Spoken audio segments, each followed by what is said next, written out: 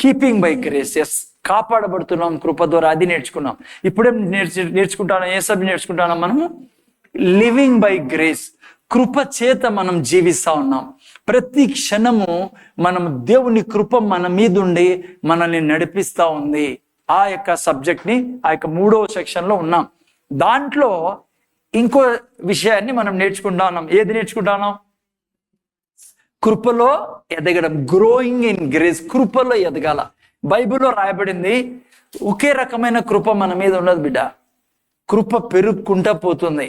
Okay, అందుకే బైబిల్లో much grace, more grace, great grace అని రాయబడింది. తెలుగులో అధికమైన కృప, అత్యధిక కృప, గొప్ప కృప అని తెలుగు బైబిల్లో మనం చదివేకుంటుంది. ఓకే, సో ఈరోజు చాలా ముఖ్యమైన అంశాలు నేర్చుకుంటున్నాం. ఎలా కృపలో ఎదగాల. ప్రతి వారం ఈ విషయం చెప్పి నేను ముందుకు వెళ్తానా. సమయం ఎంతన్నా పట్టిన ఈ సిరీస్కి మీరు అర్థం చేసుకునేది చాలా ప్రాముఖ్యమే. ఇది కూడా చాలా సార్లు నేను ఎవరితోనూ మాట్లాడుతున్నా, ఎవరు దివ్యాతో సంబడి దివ్యాతో అనుకున్నా, గుర్తు ట్రైన్లో ఈ పాపకి సంజాయిస్తాను. టైం ఎంతన్నా పట్టినాయి, కానీ ఈ విషయం గురించి ఇంకా 10 వారాలు పట్టినాయి. నువ్వు అర్థం చేసుకునేది ప్రాముఖ్యమైనది. లేదంటే ఊరికే ఏదో వచ్చారు పోయినా అంటే ఏం ప్రయోజనం? నాకు అది నచ్చదు, అసలు ఆ ప్రీచింగే నచ్చదు నాకు. ఉదాహరణగా పాప సంజాయిస్తాండి. చాలా మంది మీలో బైబిల్ ఎట్లా చదువుతారో నాకు తెలియదు, కానీ నేను ఎప్పుడు రికమెండ్ చేయలే ఇంతవరకు సంవత్సరంలో బైబిల్ ఖతం చేయండి అని. నేను దాన్ని తప్పు కూడా అనను. లేదంటే 5 చాప్టర్లు చదవండి, 3 చాప్టర్లు చదవాలి, 2 చాప్టర్లు చదివాలి, 2 చాప్టర్లు నేను చదవ. ఏం ప్రయోజనం? నువ్వు 2 చాప్టర్లు రోజు చదివే, 10 చాప్టర్లు చదివే. ఓకే, సంవత్సరానికి 2 సార్లు బైబిల్ పూర్తి చేసే ఏం ప్రయోజనం? ఏది నేర్చుకోకుంటే ఎలా బైబిల్ చదవాలి? ఇది సబ్జెక్ట్ కాదు, ఇప్పుడు గుర్తొచ్చింది అని చెప్తాను, అందుకే లేట్ అయ్యింది నా ప్రీచింగ్. ఓకే, ఎలా బైబిల్ చదువుతాను? ఎలా బైబిల్ చదువుతారు మీరు? ఎట్లా బైబిల్ చదువుతాను? ఎప్పుడు కూడా బైబిల్ చదివే విధానం ఏంటంటే, అందుకే బైబిల్లో వాక్యాన్ని పాలతో పోల్చారు, వాక్యాన్ని రొట్టితో పోల్చారు, మాంసంతో పోల్చారు వాక్యాన్ని. ఇది సబ్జెక్ట్లో లేదు, వేరే సబ్జెక్ట్. ఇది మీకు ఓపెన్ అయింది కాబట్టి చెప్పి మళ్ళా సబ్జెక్ట్లోకి వెళ్తా. ఎట్లా బైబిల్ చదవాలి? పిల్లోడు ఎంత పాలు తాతాడో ఒక్కోసారి కొద్దిగా తాతాడు, కొంచెంసేపు తర్వాత కొద్దిగా తాతాడు, మళ్ళీ కొంచెంసేపు తర్వాత కొద్దిగా తాతాడు. ఈ విధంగా కొద్దిగా పెద్ద అయినాక భోజనం కూడా ఎట్లా చేస్తాం మనము? కుండకు చేయము కదా, వేసుకోము కదా. కొంతమంది వేసుకుంటారు అనుకోండి. ప్రతిదీ వాక్యం ఎప్పుడు కూడా చదివే విధానం మీకు ఈరోజు చెప్తాను చూడండి. నాకు ఎందుకు ఐ డోంట్ నో, సబ్జెక్ట్లో పోకుండా దానికి వెళ్తున్నా. వాక్యం ఎప్పుడు ముందు చూడండి, వెనకాల కూర్చుండే తల్లులు మీతో పెద్ద చింత అయిపోతుంది నాకు. నీకు పిల్లలు ఇచ్చినే దేవుడు వాళ్ళని చూసుకుంటూ కూర్చునే కాదు. వాక్యం వినేటప్పుడు కాంప్రమైజ్ చేయను నేను. ఎవరు జాగ్రత్తగా వినాలి వాక్యం. ఓకే, జాగ్రత్తగా వినండి బిడ్డ. ఎప్పుడు కూడా వాక్యం చదువుతాడు. ఎందుకంటే ఈ పాపతో మాట్లాడేటప్పుడు నాకు గుర్తొచ్చా, సరిగా చర్చలో చెప్పాలి. ఈవెన్ నువ్వు ఒక వాక్యం చదువుతావు, నాకు తెలియదు నువ్వు చాప్టర్ చదవాలని అవసరం లేదు. నువ్వు అర్థం చేసుకుంటే చాలా ఇంపార్టెంట్ పిల్లరా బైబిల్ చదువుతాడు. ఇప్పుడు నువ్వు 3 వాక్యాలు చదివినా చాలా రోజుకి. ఎవరన్నా నన్ను తిడతారేమో ఇది దాంట్లో విని, నా యొక్క ప్రొసీజర్ చెప్తాను, ఇదే నిజమైన పద్ధతి. ఎట్లా? ఇప్పుడు సపోజ్ ఓకే, నేను ఎగ్జాంపుల్ చెప్తాను. కొలస్సీ అనుకుందాం. అమ్మ నాకు గుర్తొస్తుంది బైబిల్ కొలస్సీలో ఎట్లా చదవాలి బైబిల్ ఆ తర్వాత. ఎందుకంటే నాకు తెలిసి చాలా మంది బైబిల్ చదవరని, చదివినా ఊరికే నేమ్ సేక్ కోసం మతపరంగా చదువుతారనిపిస్తుంది. ఉదాహరణకు అనుకోండి, బైబిల్ చదువుతాను, ఈరోజు నా చాప్టర్ కొలస్సీలోకి వచ్చాను నేను బుక్. ఇప్పుడు నేను ఇక్కడ తీసినప్పుడు, మీరు క్రీస్తుతో కూడా లేపబడిన వారైతే పైనున్న వాటిని వెతుకడి. బైబిల్ చదివే విధానం చెప్తానా? నేను ఆడ నిలబడిపోతాను బ్రదర్, నిలబడిపోతాను. నేనేం చేస్తానంటే ఇంకా ఆలోచిస్తాను కూర్చొని. బైబిల్ చదివే విధానం ఇదే. బైబిల్ చదివే విధానం నీకు అర్థం కావాలా, ఇంకెప్పటికీ గుర్తుండిపోవాలా. అదే కాకుండా నువ్వు దాన్ని వేరే వాళ్ళకి చెప్పాలా. అందుకే దేవుడు వాక్యం ఇచ్చినదే. జస్ట్ నేను చాలాసేపు వరకు మీరు క్రీస్తుతో కూడా లేపబడిన వారైతే, ఏంట్రా దీనికి అర్థము? ఆహా, అవును, నేను లేపబడినాను కదా. బైబిల్ ఏమంటుంది? నేను ఆయనతో చనిపోయినా, ఆయనతో పాతిపెట్టబడ్డా, లేపబడ్డా. అవును, ఆయనతో కూడా ఆయన లేబ్బడినప్పుడు ఎట్లా లేబ్బడ్డాడు? ఇది బైబిల్ చదువు విధానం. ఆలోచించాలా. అవును, ఆయన లేపబడినప్పుడు ఆరోగ్యంతో లేపబడ్డాడు, అధికారంతో లేపబడ్డాడు, సామర్థ్యంతో లేపబడ్డాడు, అభిషేకంతో లేపబడ్డాడు, ఇక ఎప్పుడు చెడిపోకుండా ఉండేదానికి లేపబడ్డాడు. అందుకే బైబిల్ అంటుంది కదా, యేసు ప్రభు ఏమై ఉన్నాడో నేను అదే ఉన్నా. ఓకే, ఆయనతో కూడా లేపబడినా. అందుకే ఏం చేయాలంట? పైన ఉన్నవాడు ఎక్కువ టైం తీసుకోండి, మీరు చాలా అర్ధగంట దీంట్లో ఉండగలను నేను, కానీ నేను టైం మీకు తక్కువ ఉంది కాబట్టి నేను ఎక్కువ. So what I want to say is you should read Bible like this. ఆలోచించు. నేను ఈ పాపకు చెప్పామన్నా, డేక్ బైబుల్ కొనండి, నేను కంకార్డెన్స్ కొనండి. ఇదే వాక్యం ఎక్కడ రాయబడింది? ఓకే, అధికారం రాయబడింది. ఆడేం రాయబడింది? What I want to say is Bible study ఎందుకు తెలుసా? మీరు బైబిల్ చదవబుద్ధి కాదు మీకు. మీరు ఒక అధ్యాయం చదవాలంట, 2 అధ్యాయాలు చదవాలంట, ఇప్పుడు టీవీలో చెప్పే సంవత్సరం ఏం ప్రయోజనం ఆ బైబిల్ది చదవడం? ఎవరి కోసం చదువుతాను? నీ కోసం కదా బైబిల్ చదివేది, దేవుడు నీతో మాట్లాడాలి కదా. సో ఈ విధంగా ఆ వాక్యం యాడ్ రాయబడింది బైబిల్లో, దాన్ని తీయండి. ఐ టెల్ యూ, ఒక్కోసారి ఒక వాక్యము నీకు 3 రోజులు పట్టొచ్చు. పరిగెత్తదండి వాళ్ళ మాటలు వీళ్ళ మాటలు. బైబిల్ చదివి కూర్చున్నావు, బైబిల్ చదువు. ఊరికే దేవునికి తెలదా? నువ్వు ఊరికే నా కోసం ఊరికే చదివేశావు ఒక సాంప్రదాయ పరంగాని. అది కాదు బైబిల్ చదివే విధానం. అందుకే మనకేం రాదు. అందుకే ప్రీచింగ్ అంటే భయం మనకి. అందుకే ఎవరికైనా చెప్పాలన్నా భయమే. ఇది కూడా ఏం గుర్తున్నది నాకే. చదివాను బైబిల్ 2 సార్లు కంప్లీట్ చేసా బైబిల్. ఏమని తెలుసా? ఏం తెలియదు. వద్దు, ఈ సంఘంలో అది చేయకండి. ఒక వాక్యమైన ఆలోచించండి. మీకు 1 గంట సేపు బైబిల్ స్టడీ పెట్టుకున్నారు అనుకోండి, ఒక అర్ధగంట పెట్టుకున్నారు, సాయంత్రం అర్ధగంట పెట్టుకున్నారు.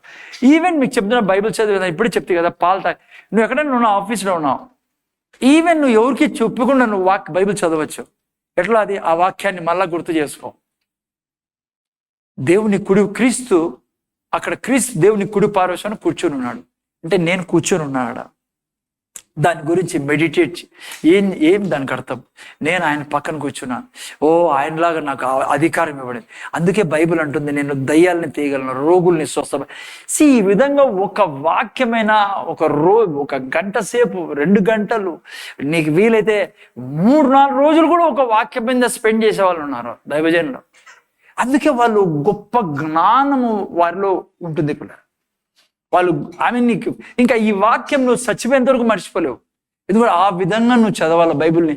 అట్లా బైబిల్ని చదివి అట్లా బైబిల్ని నేర్చుకుంటే అప్పుడు సంపూర్ణ జ్ఞానం మనకు ఉంటుంది. దేవుడు మనకు ఆ సమయంలో, ఆ యొక్క మెడిటేషన్ సమయంలో, మెడిటేషన్ అంటే వేరేది అనుకుంటే చెప్పదము, కానీ ఆ టైంలో కూడా నువ్వు మెడిటేట్ చేస్తూ ధ్యానిస్తూ ఏం చెప్పబడింది, ఎందుకు చెప్పబడింది, ఎవరికొని చెప్పబడింది, ఏంటి ఇది అన్నప్పుడు దేవుడు చాలా మాట్లాడతాడు నీతో. ఆ టైంలో పరిశుద్ధాత్మ దేవుడు నీ టీచర్ ఉండదు. అందుకే నువ్వు ఊరికే గడగడ ఒక అధ్యాయం, 2 అధ్యాయాలు, 3 అధ్యాయాలు, ఊరికే నీ చర్మానికి సాటిస్ఫాక్షన్ ఉంది, నీ మైండ్కి 3 అధ్యాయాలు చదివా, పక్కన చూసి నువ్వేం చదివా? బైబిల్ అన్నా ముట్టుకున్నావా? నువ్వు ముట్టుకున్నావా? ఏం నేర్చుకున్నావా అని నువ్వు అడిగినావు అనుకో, ఏం నేర్చుకోలే, చదివా అంతే. ఎవరికోసం చదివావు? చదవమన్నారా? Don't do that. ఇంకా కంకార్డెన్స్ కొనుక్కోండి, రెఫరెన్స్ బైబిల్ కొనుక్కోండి. ఎందుకంటే ఈ వాక్యము, సేమ్ వాక్యము 4-5 చోట్ల రాయబడింది. ఎందుకు రాయబడింది అక్కడ? ఈ విధంగా మీకు బోర్ కొట్టదు బైబిల్ చదవడంలో. ఈ విధంగా మీకు చాలా స్ట్రెంగ్త్ దొరుకుతుంది. ఇప్పుడు లైక్ అన్నం తినేదో బాగా నమిలి తినేదో ఎంత టేస్ట్ వస్తుంది చెప్పండి? ఊరికే మింగితే టేస్ట్ వస్తుందా? ఎందుకు దేవుడు ఏమైనా టేస్ట్ బర్డ్స్ పెట్టాడు లోపల? ఎందుకు దేవుడు మిరపకాయని సృష్టించాడు, చక్కెరని సృష్టించాడు, ఇంకేమని ఇంకా మీకు అన్ని సృష్టించాడు. చికెన్ ఒక టేస్ట్, మటన్ ఒక టేస్ట్, అన్ని మాంసంలో ఒకే టేస్ట్ కాదు కదా. గుడ్డు ఒక టేస్ట్. కొంతమంది వాళ్ళకి ఏంది తెలియదు, వాళ్ళు మింగడం ఒకటే తెలుసు. అరే బతికి భూమి మీద ఉన్నావు, కనీసం బతికినది అనుకోండి, రుచి చూసుకోరా. రుచి ఏమంటారు? టేస్ట్ చెయ్యి. ఎప్పుడు టేస్ట్ వస్తుంది చెప్పు? నమిలినప్పుడు. ఎంతమంది మీరు కూర్చున్న వాళ్ళు అసలు మీకు చికెన్ తిన్నా నిజంగా నువ్వు తినలే చికెన్, ఎందుకంటే నువ్వు ఎప్పుడు నమ్మలేదు కాబట్టి. వాక్యం కూడా అట్లే చేస్తారు చాలా మంది. వద్దు, బాగా నమ్ములు ఇంక నుంచి. వాళ్ళ పక్కన పెట్టు, సంవత్సరానికి 10 సార్లు చదువు నువ్వు. ఐ డోంట్ నో, నువ్వు చదువుతావు, కానీ ఏం ప్రయోజనం అట్లా చదివేది? సో ఒక్క వాక్యం తీసుకున్నా, 2 వాక్యాలు 3 వాక్యాలు తీసుకోండి. నేను చెప్తున్నా 3 వాక్యాలే, ఒకసారి 2 వాక్యాలే, ఒకసారి కొద్దిగా ఎక్కువ పోతుంది. అప్పుడు నాకు స్ట్రెంగ్త్ వస్తుంది. లేచినప్పుడు బైబిల్ చదివానంటే అప్పుడు రుచి దినమంతా గుర్తొస్తాను, దినమంతా టేస్ట్ వస్తాను దాని రుచి కదా. నమిలి తింటే ఏమవుతుందమ్మా? చాలా టేస్ట్ ఉంటుంది పిల్లరా. అన్నం చూడండి, మీరు ఇక నుంచి నమిలి తినండి, బైబిల్ని కూడా నమలండి, వాక్యాన్ని నమలండి. ఎంత టేస్ట్ వస్తుందంటే పరిశుద్ధాత్మ దేవుడు రివీల్ చేస్తా అంటాడు, నీకు ఇట్లా లైట్ వేస్తా ఉంటుంది. ఆఫీస్లో కూర్చొని కూడా ఈరోజు ఈ వాక్యం చదివాను కదా, అదేమవుతుందంటే నీకు ఇంకొకరు ప్రీచ్ చేసేదానికి పనికి వస్తుంది, ఇక్కడ నిలబడితే చెప్పేదానికి పనికి వస్తుంది. ప్రతి చోట ఆ వాక్యం ఇంకా నీకు హెల్ప్ చేస్తూ ఉంటుంది. ఓకే, ఎనీ ఆఫ్ చాలా లేట్ అవుతాను. ఏ సెక్షన్లో ఉన్నావు ఇప్పుడు? కృపలో ఎదిగేది. జాగ్రత్త వినండి, 2 విషయాలు ఎప్పుడు మీరు నేను మర్చిపోకూడదు పిల్లరా. ఏంటండి? కృప అంటే ఏంటి, కృపలో ఎదగడం. కృపలో ఎదగడం, ఈ 2 చాలా ఇంపార్టెంట్ విషయాలు పిల్లరా. కృప అంటే ఏంటి? కృప అంటే మీరు నేను చేయలేనిది దేవుడు దయతలిచి మన జీవితాల్లో చేయడం. ఇప్పుడు నేను చాలాసార్లు ప్రతి ఆదివారం చెప్తున్నా, మనం ఉన్నామంటే దేవుని కృప. మీరు నేను యేసు ప్రభుని రక్షకుడుగా అంగీకరించినామంటే, బ్రదర్ ఎందుకు ఈడున్నావు? ఎందుకంటే దాని కృప వలన ఈడున్నాం. నా బంధువుల్లో చాలా మందికి కృప లేదు. చూడండి, ఎంతో మంది స్నేహితులు, నా స్నేహితులు బయట తిరుగుతున్నారు, దేవుడు ఎవరో తెలియక. వాళ్ళే దేవుడిని సృష్టించి, ఎదుగో నువ్వు నా దేవుడు నేను చెప్తానా అంటున్నారు వాళ్ళు. అర్థమైందా? కానీ మీ మీద నా మీద కృప చూడండి. మీకు తెలుసా ఏం జరుగుతుందో వాళ్ళ జీవితంలో? ఇలా కృప లేని వారి జీవితంలో, మనలాగా కృప పొందుకొని వారి జీవితంలో, రక్షణ లేని వారి జీవితంలో చూడండి. నిన్న చదువుతాను నేను 2 తెస్సలోనికలు రాసిన పత్రికలో 1వ అధ్యాయంలో అనుకుంటా. చూడండి, ఈ మాట చదివి జస్ట్ ముందుకు వెళ్తాం. 2 తెస్సలోనికలు, ఒక్క నిమిషం బాబు. యా చూడండి, ఇక్కడ ఏం రాబడిందో.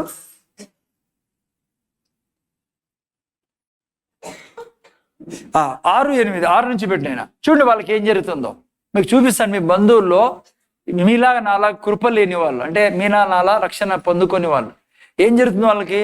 ప్రభువైన యేసు తన ప్రభావం కనుపరుచు దూతలతో కూడా పరలోకం నుండి అగ్ని జ్వాలల్లో ప్రత్యక్షమై దేవుని నెరుగని వారికిని, మన ప్రభువైన యేసు సువార్తకు లోబని వారికిని ఏం చేయబడుతుందంట? ప్రతిదండన చేయునప్పుడు. వారికి దండన ఉంది, శిక్ష ఉంది. మీరు అనుకున్నారు మేమైతే నమ్ముకున్నాం, వాళ్ళు నమ్ముకోలే, ఏం తేడాలే అని. పిల్లరా చాలా తేడా ఉంది. ఖచ్చితంగా వాళ్ళకి పనిష్మెంట్ ఉంది, ప్రతిదండన ఉంది. ఏమంట?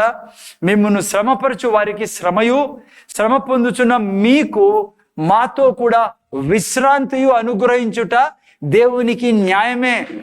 ఆ దినమున, చూసారా, ఏ దినమున? 2వ రాకడ రాబోతుంది పిల్లరా. ఎట్లయితే మొదటి రాకడ యేసు ప్రభుది జరిగిందో, ఆయన రాకముందు 1000 సంవత్సరాల క్రితం ఏం చెప్పబడింది? యేసయ్య పుడతాడు, రక్షకుడు పుడతాడు, ఇమ్మానుయేలు పుడతాడు చెప్పబడింది. అప్పుడు వాళ్ళు నమ్మలేదు, కానీ జరిగింది. ఇప్పుడు 2వ రాకడ చెప్పబడతానే, నమ్మడం లేదు, కానీ అది జరుగుతుంది. అందుకే ఆ రోజు ఏమైందంటే, ఆ దినమున తన పరిశుద్ధుల యందు మహిమపరచబడుటకును, విశ్వసించిన అందరి యందు ప్రశంసించబడుటకును ప్రభు వచ్చినప్పుడు అట్టివారు ఏమవుతారంట? ఆయన సముఖం నుండి, ఆయన ప్రభావం అందలి మహిమ నుండి పారద్రోలబడి. ఇప్పుడు ఆయన భంగపోతున్నాడు.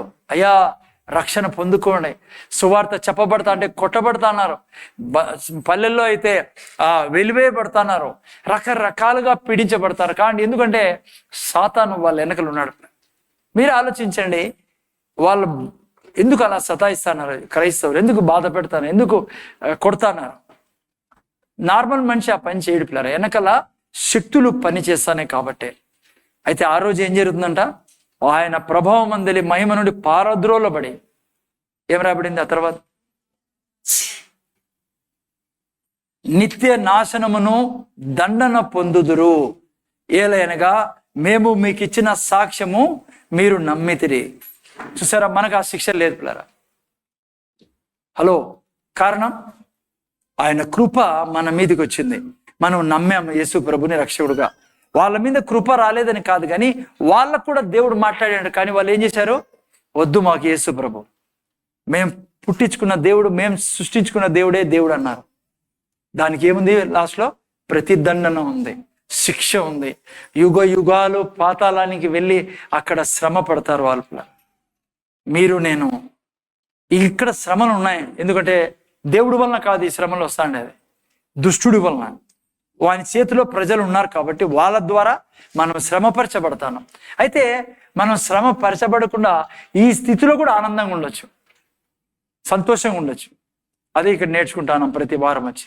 ఓకే, సో ఓకే, మీరు నేను కృప పొంది ఉన్నాం కదా. కృప పొందడం వల్ల ఏం జరిగింది? ఇప్పుడు దండ నుంచి తప్పించుకున్నాం. ఆ తర్వాత ఇంకోటి నిన్న వారం చెప్పాను, నేను మొన్న వారం కూడా చెప్పాను, సేమ్ విషయమే. ఉదాహరణకి 33వ అధ్యాయం నిర్గమకాండం 33లో నేను చెప్పాను కదా, దేవుడు మోషేతో ఏమన్నాడు? మోషే, నువ్వు వెళ్ళు ఈ ప్రజల్ని తీసుకొని, నేను రాను మీతో పాటే. ఎక్కడ తీసుకెళ్తున్నాడు వీళ్ళని? పాలు తేనె ప్రవహించే దేశాన్ని తీసుకెళ్తున్నాడు. దేవుడు అంటాడు మోషేతో, నువ్వు తీసుకెళ్ళు వీళ్ళని, నేను వీళ్ళకి పాలు తేనె ప్రవహించే దేశం ఇస్తాను, నేను రాను కానీ నా దూతను పంపిస్తా. నేను వస్తే ఏమవుతుంది? వీళ్ళు నాశనం చేయబడతారు. వీళ్ళు చేసే పనులకి విగ్రహారాధన, సనుగుడు, ఈ రెండు చాలా డేంజర్ పిల్లరా. ఈ రెండు ఉండకూడదు మన జీవితంలో. కానీ క్రైస్తవుల్లో ఒక బలహీనత, విగ్రహారాధన వదిలేశారు, సనుగుడు మాత్రం వదలడం. సనుగుడు చాలా డేంజర్ పిల్లరా. కుచ్చు కుచ్చు కుచ్చు కుచ్చు అంటారు. సనుగుడు అని తెలుసు కదా, చట్నీలో ఉప్పులే, నువ్వు ఎప్పుడు అంతేలే, యా దినం నువ్వు బాగా చేసినావని, నీకు వస్తే కదా, మేము మీ నాయన నేర్పించింటే కదా. ఈ గలీజ్ అంతా ఇదే, సనుగుడు అంటే అదే. జాగ్రత్త, ముందు చూడలేరా. ఓకే, ఎనియో మోషే ఏమన్నాడు అప్పుడు? మోషే అంటాడు 33:12 కదా, 33:12 రాయబడింది. దేవుడు మోషే అంటాడు, నువ్వు అంటివి కదా నీ కటాక్షము నాతో ఉందని. 12లోనే ఏమంటాడు మోషే? కింద రాశాడు చూడండి, నా కటాక్షం నీవు కలిగినని చెప్పితేవి కదా అన్నప్పుడు 14లో దేవుడు ఏమన్నాడు? 14 అంటాడు మోషే, అందుకని ఆయన నా సన్నిధి నీకు. సో కటాక్షం అన్నా, దయ అన్నా, కృప అన్నా మూడు ఒకటే. ఓకేనా? ఎప్పుడైతే మోషే ఆ మాట అన్నాడో, నువ్వంటివే నీ దయ నా మీద ఉందని, నీ కృప నా మీద ఉందని అంటే, దేవుడు వెంటనే అన్నాడు నా సన్నిధి నీతో పోతా. అంతకుముందు అంటే కదా పోనని, ఇప్పుడు అంటాను పోతే. ఎందుకంటే దయ, కృప, కటాక్షం మూడు ఒకటే పిల్లరా. ఓకే, నువ్వు నేను కృప పొందుకున్నాం. ఇప్పుడు ఏం జరుగుతుంది మన జీవితంలో? చెప్పండి, ఏం జరుగుతుందా? కటాక్షం మన మీద ఉంది, మోసే మీద ఉన్నాడు. ఇప్పుడు దేవుడు ఏం చేస్తున్నాడు? ఆయనతో తన ప్రజెన్స్ మనతో ఉంటుంది, ఆయన సన్నిధి మనతో ఉంది. కృప పొందుకున్న మీతో నాతో ప్రతి క్షణం దేవుని సన్నిధి ఉంటుంది. అందుకే బైబిల్లో అన్నాడు, పాలిచ్చే తల్లి తన బిడ్డను మరుచునేమో కానీ నిన్ను నేను మరువను, విడువను, ఎడబాయను. కునుకక నిద్రపోక నిన్ను కాపాడు దేవుణ్ణి. ఇప్పుడు వినండి జాగ్రత్తగా. మీరు విన్నారు కదా, కొద్దిసేపు తర్వాత మర్చిపోతారు దీన్ని. ఎందుకు చెప్పండి? నేను అదే స్టార్టింగ్లో చెప్పా, మీరు అనుభవించారు దీన్ని. అనుభవించాలా? ఎట్లా? అనుక్షణం నువ్వు చెప్పాలి, నువ్వు నాలో ఉన్నావు, నాతో ఉన్నావు, నీ కటాక్షం నా మీద ఉంది, నీ సన్నిధి. కృప అంటే ఏంటంటే తన ప్రజెన్స్ మనతో ఉండడమే. వాళ్ళతో ఏం లేదు, ప్రజెన్స్ ఉండదు, సన్నిధి ఉండదు వాళ్ళతో. అనుక్షణం చెప్పాలి, ప్రభా నీ సన్నిధి నాతో. ఇవన్నీ నువ్వు అనుభవిస్తా అంటే నువ్వు పాపం చేయలేవు, నువ్వు చెడ్డ చూడలేవు మొబైల్లో. ఎందుకంటే సార్ నువ్వు ఏం అనుభవిస్తున్నావు? ఆయన నాలో ఉన్నాడు, ఆయన సన్నిధి నాతో ఉంది. మేమిద్దరు కలిసి ముందు చూడనైనా, మేమిద్దరు కలిసి ఈ శరీరంలో ఉన్నాం, మేము కలిసి జీవిస్తా ఉన్నాం, కలిసి ప్రయాణిస్తున్నాం. ఆయన దరిద్రుడు కాదు, నేనెట్లా దరిద్రుడైతాను? ఆయన రోగి కాదు. ఎప్పుడైతే నువ్వు వాక్యాన్ని అనుభవిస్తావో ఏ రోగము నిన్ను తాకదు, ఏ జ్వరం నీకు రాదు. చాలా మంది బాధపడకండి, నేను తప్పుగా అనుకోకండి నా మాటలు. కొన్నిసార్లు తప్పేం లేదు, మీకు జ్వరం వచ్చినా అనారోగ్యం వచ్చినా అదే పాపం కాదు. ఎందుకంటే నేను స్లాక్నెస్ అదంతే. మీరు కన్ఫెషన్లో, మీరు వాక్యంలో ఉండరు కాబట్టే సమస్యల్లో పడుతూ ఉంటారు. తప్పేం లేదనుకోండి, కానీ అనవసరంగా జ్వరంలో పడతారు, లేదంటే అవి రోగాలు పట్టుకుంటాయి. నువ్వు ఎప్పుడైతే వాక్యాన్ని ఫీల్ చేస్తావో, అనుభవిస్తావో, చెప్తావో, చూస్తావో, ఏ రోగం నీ శరీరంలో దూరదుమా, ఏ జ్వరం దూరదు. ఓకే, సరే ఏనియో జాగ్రత్త ముందర చూడండి. ఓకే, కృప అంటే అది ఏంటి? కృప అంటే దేవుని సన్నిధిని నీతో అనుక్షణం ఉంది. రెండవది మనం నేర్చుకుంటా ఉండేది ఏంటి? దేవుని యొక్క కృపలో ఎదగడం ఎట్లా. ఈ 2 చాలా ఇంపార్టెంట్ ఆస్పెక్ట్స్ పిల్లరా. ఒకటి కృప అంటే ఏంటి? కృపను మనం పొందుకున్నాం. కృప అంటే దేవుని సన్నిధి మనతో ఉంది అనుక్షణం. రెండవది కృపలో ఎదగడం ఎట్లా? ఆల్రెడీ 2 విషయాలు చెప్పాను నేను. కృపలో ఎదగడం అదే కంటిన్యూ చేస్తున్నా. కృపలో ఎదగాలంటే ఏం చేయాలా? కృప నుంచి మంచి గొప్ప కృపలో పోవాలంటే చెప్పాలా? ఓకే, ఏమ్స్ 4:7 ఫస్ట్ది ఏంటి? ఎవరికి ఆయన కృప ఎక్కువ అధికమైన కృప ఇచ్చేది ఎవరికి ఇస్తాడు ఆయన? దేవునికి లోబడి ఉండు. 4:6 కాదు, ఆయన ఎక్కువ కృపను ఎవరికి? అహంకారులను ఎదిరించి దీనులకు. ఓకే, తెలుగు అప్పుడప్పుడు పదాలు మిస్ అవుతారని నాకు గుర్తున్నది. దీనులకు ఏం చేస్తాడు ఆయన? కృప అనుగ్రహించును. ఎక్కువ కృప ఎవరికి అనుగ్రహించేది ఆయన? అధికమైన కృప ఎవరికి సిస్టర్ అనుభవించేది? ముందర చూడండి, ఆయన దీనులకు ఆయన కృప అనుగ్రహించి. ముందర చూడాలా? నీకు కృప అధికం కావాలంటే, నిన్న వారం అంత ముందు వారాలు చూపించా. పేతురు మీదకి, ఆదిమ సంఘం మీదకి ఏ కృప వచ్చింది? అత్యధిక కృప వచ్చింది. అందుకే నీడ పన్న రోగులు స్వస్థ పొందుకున్నారు. చచ్చిపోయిన వాళ్ళని లేపారు. వాళ్ళు ఎక్కడికి వెళ్ళినా అద్భుతాలు జరిగేటివి. దూతలతో కలుసుకునే వాళ్ళు. వేల మంది సంఘంలోకి వస్తున్నారు. ఎందుకంటే అధికమైన కృప వారి మీదకు రావడం వలన. ఇక్కడ నీ జీవితంలో, నా జీవితంలో ఎక్కువ అధికమైన కృప నువ్వు పొందుకోవాలి అంటే నాకు ఏం కావాలా? దీనత్వం. దీనత్వం అంటే ఏంటి? క్రైస్తవుల్లో చాలా రాంగ్ మిస్అండర్స్టాండింగ్ ఉంది దీనత్వం గురించి. నేను 4 వారాల నుంచి చెప్తానే ఉన్నా. చాలా మంది క్రైస్తవుల్లో, నేను కూడా అట్లే అనుకున్నాను ముందు స్టార్టింగ్లో లైట్ రానప్పుడు. ఏంటి దీనత్వం అంటే? చినిగిపోయిన షర్ట్ వేసుకోను, ఇస్త్రీ లేని షర్ట్ వేసుకోను, అర్థమైందా? పాత సైకిల్ నడుపుకుంటాను, సేవ చేయడము, లేదంటే 20-30 ఏళ్ళ ముందు స్కూటర్ నడపడము. చాలా మంది అది దీనత్వం అనుకుంటారు. కొంతమంది తిట్టుకోవడం దీనత్వం అనుకుంటారు. క్రైస్తవులు అయోగ్యుణ్ణి, అపాత్రుని, దుర్మార్గుడిని, నికృష్టుని, నీచుణ్ణి, ఎక్కడో పడిన పురుగుని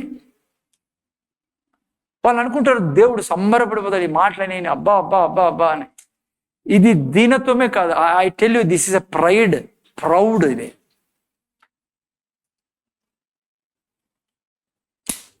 ఆ వ్యక్తి ఏది పట్టించుకోవడం లేదు. యేసుప్రభు ఏం చేశాడో తన దారి తంది, తన మృదంగం అంటారు అది మోగిస్తాను. చాలా మంది అనుకుంటారు దీనత్వం అంటే అదని. పాత బట్టలు వేసుకొని, కొంతమంది అసలుకి ఇంకా చెప్పకూడదు అనుకోండి, సబ్బు కూడా ఏమో ఉన్నారు. దీనత్వం అది. ఒక ఆయన ఉన్నాడు, నేను బండ మీద పడుకుంటాను సార్ ఈ రోజు కూడా, గర్వం నాలోకి రాని అని అంటాడు ఆయన. అంటే ఆయన లెక్క ప్రకారం మంచి ఉద్యోగస్తుడు, ఆయన సొంత ఇల్లు ఉంది, కానీ మంచం మీద పడుకోవడం తప్పంటాడు ఆయన. ఆయన ఇంకోటి ఏమన్నాడు తెలుసా? నా పిల్లల్ని కూడా నేను మంచం మీద పడుకోలేను, అందరూ బండ మీద పడుకోవాల్సిందే. ఎందుకు బ్రదర్ అంటే గర్వం వస్తుందంట. ఓకే, మీ క్లారిఫికేషన్ కోసం, ఈ భూమి మీద అందరికంటే దీనుడు ఎవరు? చదవండి, సంఖ్యాకాండము 12:3 చదవండి. ఎవరన్నా దీనుడు ఎవరు? 12:3 బైబిల్ చెప్పింది, మీకు చూపిస్తాను. 12:3 చదువునేనా? యెహోవా ఆ మాట వినును, మోషే భూమి మీదనున్న వారందరిలో మిక్కులి సాత్వికుడు, దీనుడు. నాకు చెప్పండి మీరు, ఆ రోజు మోసే ఇస్త్రీని షర్ట్ వేసుకుని పోయిండే, ఆ రోజు బండ మీద పండుకోండి. బండ మీద పండుగ తప్పు కాదు పిల్లరా. నేను కూడా బండ మీద పండుకుంటా సార్, ఎండాకాలం చల్లగా ఉండదు, పాలిష్ బండ మీద. హలో, అర్థమైందా? మళ్ళీ బండ మీద పండుకుంటే తప్పు అనుకుంటారు. మోసే ఈ యొక్క భూమి మీద అందరికంటే సాత్వికుడు. ఎవరు తెలుసా? మోసే గొప్ప బ్రిలియంట్ పిల్లరా, పెద్ద కాలేజీల్లో చదివినోడు, ఐగుప్తులో మహాజ్ఞాని, గొప్ప ధనికుడు, రాజు కావలసిన వాడు. అతను కోరుకోండి, అంతకంటే గొప్ప పదవి దేవుడు ఇచ్చాడు అనుకోండి, లక్షల మందిని నడిపించిన వాడు భూమి మీద. అతను వీళ్ళ యొక్క వర్షన్ వేరు. దీనుడు అంటే ఏందో చెప్తారు వీళ్ళు. దీనుడు ఆయన కాదు, ఎవరో చెప్తాను నేను. ఇంకో ఆయన ఉన్నాడు ప్రపంచంలో, సృష్టిలో దీనుడు ఎవరు చెప్పండి? 28:12 అది సరే మత్తయి సువార్త 11:28 11:11 అంటాను, 11:28. ప్రయాసపడి భారం మోసుకొచ్చిన సమస్త జనులారా నా యొద్దకు రండి, నేను మీకు విశ్రాంతి కలగజేతును. నెక్స్ట్, నేను ఎవరైనా ఎవరి గురించి రాబడింది? కనీసం అదన్నా చెప్పండి, ఎవరి గురించి రాబడింది? మోసే కంటే సాత్వికుడు ఎవరు? యేసు ప్రభు. మీరు చూసారా యేసు ప్రభు ఎవరైనా చినిగిపోయిన అంగి వేసుకొని తిరగడము, పాత షూస్ వేసుకోవడము, సబ్బు వేసుకోకుండా ఉండడము, బండ మీద పడుకోవడము? ఇది తప్పేమిది ఇవన్నీ. నేను ఎవరిని క్రిటిసైజ్ చేయడంలా, కానీ రాంగ్ కాన్సెప్ట్ ఇది. యేసు ప్రభు ఎవరంటే దీనుడు, సాత్వికుడు. మోసే కంటే దీనుడు, సాత్వికుడు. ఎంత మంచిగా ఉన్నాడు, మంచి పర్ఫ్యూమ్ వాడేవాడు.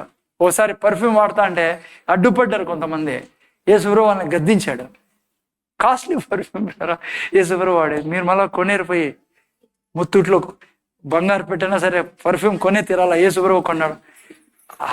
అప్పు తీసుకొని నువ్వు ఏం చేశాన్నా కొన్ని పరిస్థితులు బట్టి తప్పించి అదంతా అది బడాయి. ఏమంటారు సార్ అనంతపురంలో? బడాయి. అది బడాయి కరెక్టా తెలుగు వాడు? బడాయి. ఓకేనా? అది ఆ బడాయి కాదు, నేను నేర్పిస్తాను. అది సిస్టర్ గబక్కని ముత్తూడు గుర్తొస్తుందా? పర్ఫ్యూమ్ కొనే తీరాలా ఈరోజు?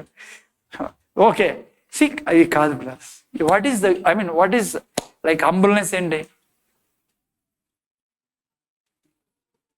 వాట్ ఈస్ హంబుల్నెస్ అంటే? హ్యూమిలిటీ అంటే లైక్ సాత్వికత్వం ఏంటి చెప్తున్నాను నీకు. ఈయన ముందు చూడండి, దేవుడు ఏం చెప్తాన్నాడో దాన్ని అంగీకరించడం పలారా.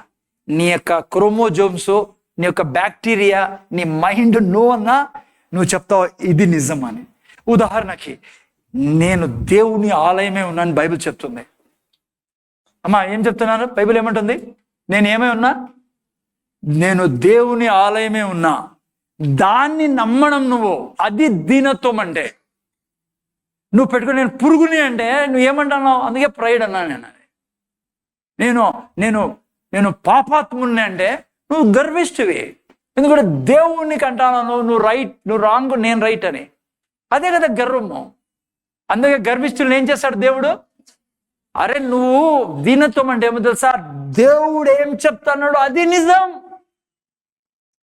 దేవుడు చెప్తాను నువ్వు తన రక్తం ద్వారా కడగబడిన కృతజ్ఞతలు తండ్రి, నేను పరిశుద్ధుడిగా చేయబడినా. అదే నీ మైండ్ని ట్రాన్స్ఫార్మ్ చేసి నువ్వు పాపం చేయకుండా నేను నిలబెట్టేది. దీనత్వం అంటే దేవుని వాక్యాన్ని దేవుడు స్వీకరించడం. నువ్వు మనం ఎప్పుడు పిల్లల్ని ఇలాంటి ఎవరైనా గర్విస్తుంటాం, ఎప్పుడు గర్విస్తుంటాం. నువ్వు ఎందుకంటే సత్యాన్ని కాకుండా అబద్ధాన్నే మొండిగా దాన్ని చేసి అది గర్వం అంటే పిల్లలు. ఓకే నీలో కృప పెరగాలంటే, కృప మీద కృప పెరగాలంటే ఏం చేయాలా? దీనుడుగా ఉండాలి నువ్వు. అర్థమైందా నాయనా? దీనత్వము నీలో దేవుని యొక్క కృప నీలో పెరిగేటట్లుగా చేస్తుంది. అర్థమైందా నాయనా? ఇది కృప నీలో పెరిగే విధానం. ఓకే, రెండవది ఏంటి? కృప మనలో పెరగాలంటే నిన్న వారం చెప్పా, ఇది అంతకుముందు వారం చెప్పిండేది. కృప మీలో రోజు రోజుకి పెరగాలంటే ఏం చేయాలా? నిన్న వారం చెప్పాను నేను మీకు. ఒకటి నా జీవితంలో కృప పెంచేది దీనత్వం, హంబుల్నెస్. దీనిలో ఏం చేస్తాడు ఆయన? అధికమైన కృప ఇస్తాడు. రెండవది విశ్వాసము, కృప మనలో పెరిగేటట్లా చేస్తుంది. అదే నిన్న వారం నేర్చుకున్నాం మనం. కృప విశ్వాసము నీలో కృప అధికం చేస్తుంది, గొప్ప కృపలోకి నడిపిస్తుంది. ఏంది? విశ్వాసం. 5:2 పెట్టిన రోమిలు రాసిన పత్రిక 5:2 గుర్తుపెట్టుకొని, ఈ రెండు మీలో ప్రతి క్షణము కృప వెంబడి కృప అత్యధికమైన కృపలోకి తీసుకెళ్తుంది. ఏం జరుగుతుంది? అత్యధికమైన కృప నీలో ఉంటే నేను చెప్తాను. ఆల్రెడీ కొన్ని విషయాలు చూపించాను. ఆదిమ సంఘంలో గొప్ప కృప ఉంది కాబట్టి చర్చ నింపబడతాను. వేల మంది రక్షింపబడి, దానికి కారణము కృప ఆ సంఘం మీద ఉండడం వల్ల. పేతురు మీద కృప ఉండే, పౌలు మీద అత్యధికమైన కృప ఉండే. నేను మళ్ళీ చూపిస్తాను మీకు ఎందుకు సార్ నాకు అత్యధిక కృప అవసరమా అంటే. ఏం జరుగుతుందో ఈ రోజు కూడా కొన్ని విషయాలు చూసుకుందాం. చూడండి ఇక్కడ ఏం రాబడిందో, విశ్వాసం వలన ఈ కృపయందు ప్రవేశం గలవారమై. విశ్వాసం ఏం చేస్తుంది? నీలో కృప వచ్చేటట్లు చేస్తుంది, పెరిగేటట్లు చేస్తుంది. ఒక చిన్న ఉదాహరణ ముందు చూడండి. దేవుడు ఇజ్రాయెల్ జనాంగాన్ని ఐగుప్తు నుంచి పాలు తేనెలు ప్రవేశ దేశాన్ని తీసుకెళ్తున్నాడు. ముందర చూడాలా, ముందర తల ఎత్తి ముందర చూడండి. ఆయన పాలు తేనెలు ప్రవేశ దేశాన్ని తీసుకెళ్తున్నాడు. అక్కడ ఏమేమి ఉన్నాయి వీళ్ళ కోసము? వీళ్ళు కట్టని ఇల్లు కట్టబడి ఉన్నాయి ఆల్రెడీ. వీళ్ళు తవ్వని బావులు ఉన్నాయి, ఆ టైంలో బావులు ఉండేటివి. నాటని తోటలు ఉన్నాయి, నాటని చెట్లు ఉన్నాయి.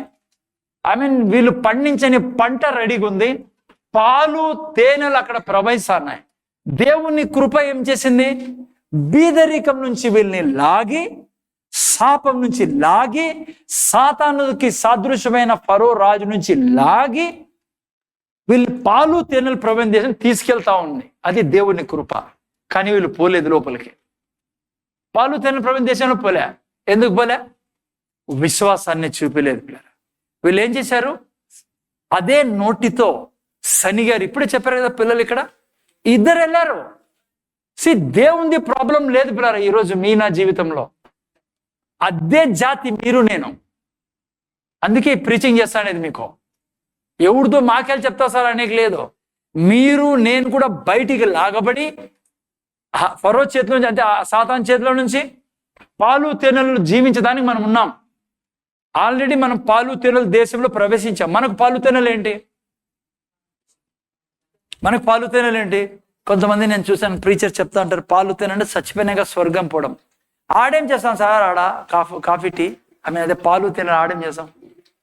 హలో, ఆడేం చేస్తాం? మీకు ఇల్లు ఆడ ఆల్రెడీ ఇల్లు కడతాన్నారు. అది కట్టేవాడు ఎవడో తెలుసా? సృష్టినే కట్టినవాడు. ఆ ఇల్లు ఎవరు కట్టలేరు నీకోసము. పెద్ద పెద్ద బంగ్లాలు ఉన్నాయి. ఆ లైఫే వేరే పిల్లరా. వర్ణించలేని జీవితం ఆడ నీకోసం నా కోసం కాసుకొని ఉంది.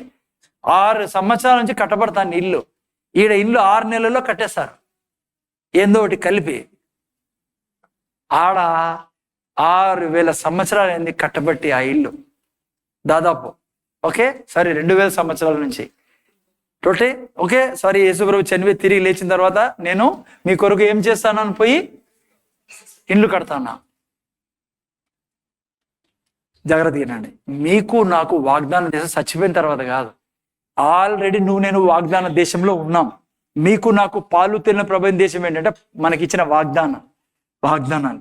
ఓకే, వీళ్ళు ఏం చేశారు? ఆ పాలు తేనెలు ప్రవహించే దేశం పోలే. ఏం చూపిలే వీళ్ళు? విశ్వాసం చూపిలే. అర్థమవుతుందా మీకు? ఏం చూపిలేదు వీళ్ళు జీవితంలో? విశ్వాసం చూపిలేదు. జాగ్రత్తగానండి. 2 విషయాలు చాలా చాలా ముఖ్యం. ఏంటది? కృప, విశ్వాసం. కృప, విశ్వాసం. అందుకే ఈ చర్చిలో మీరు బుధవారం రండి, బేస్తవారం రండి, శుక్రవారం రండి, ఆదివారం రండి. ఈ 2 ప్రీచ్ చేసేది. మీరు గుర్తు పట్టడం లేదు అంతేగాని వేరే వేరే మసాలా వేసి తెచ్చేది వీటికే. మీకు వాటికి ఆయన అన్నీ చేసేసాడు. ఇప్పుడు నువ్వు అన్నీ తీసుకోవాలా విశ్వాసం ద్వారా. ఓకే, ముందుకు రండి, ఇంకెళ్దాం. ఏం నేర్చుకుంటున్నాం? కృపలో ఎదగడం ఎలా? నేను అత్యధికమైన కృపలో పోవడం ఎలా? పోతే ఏం జరుగుతుందో మళ్ళీ చెప్తాను మీకు.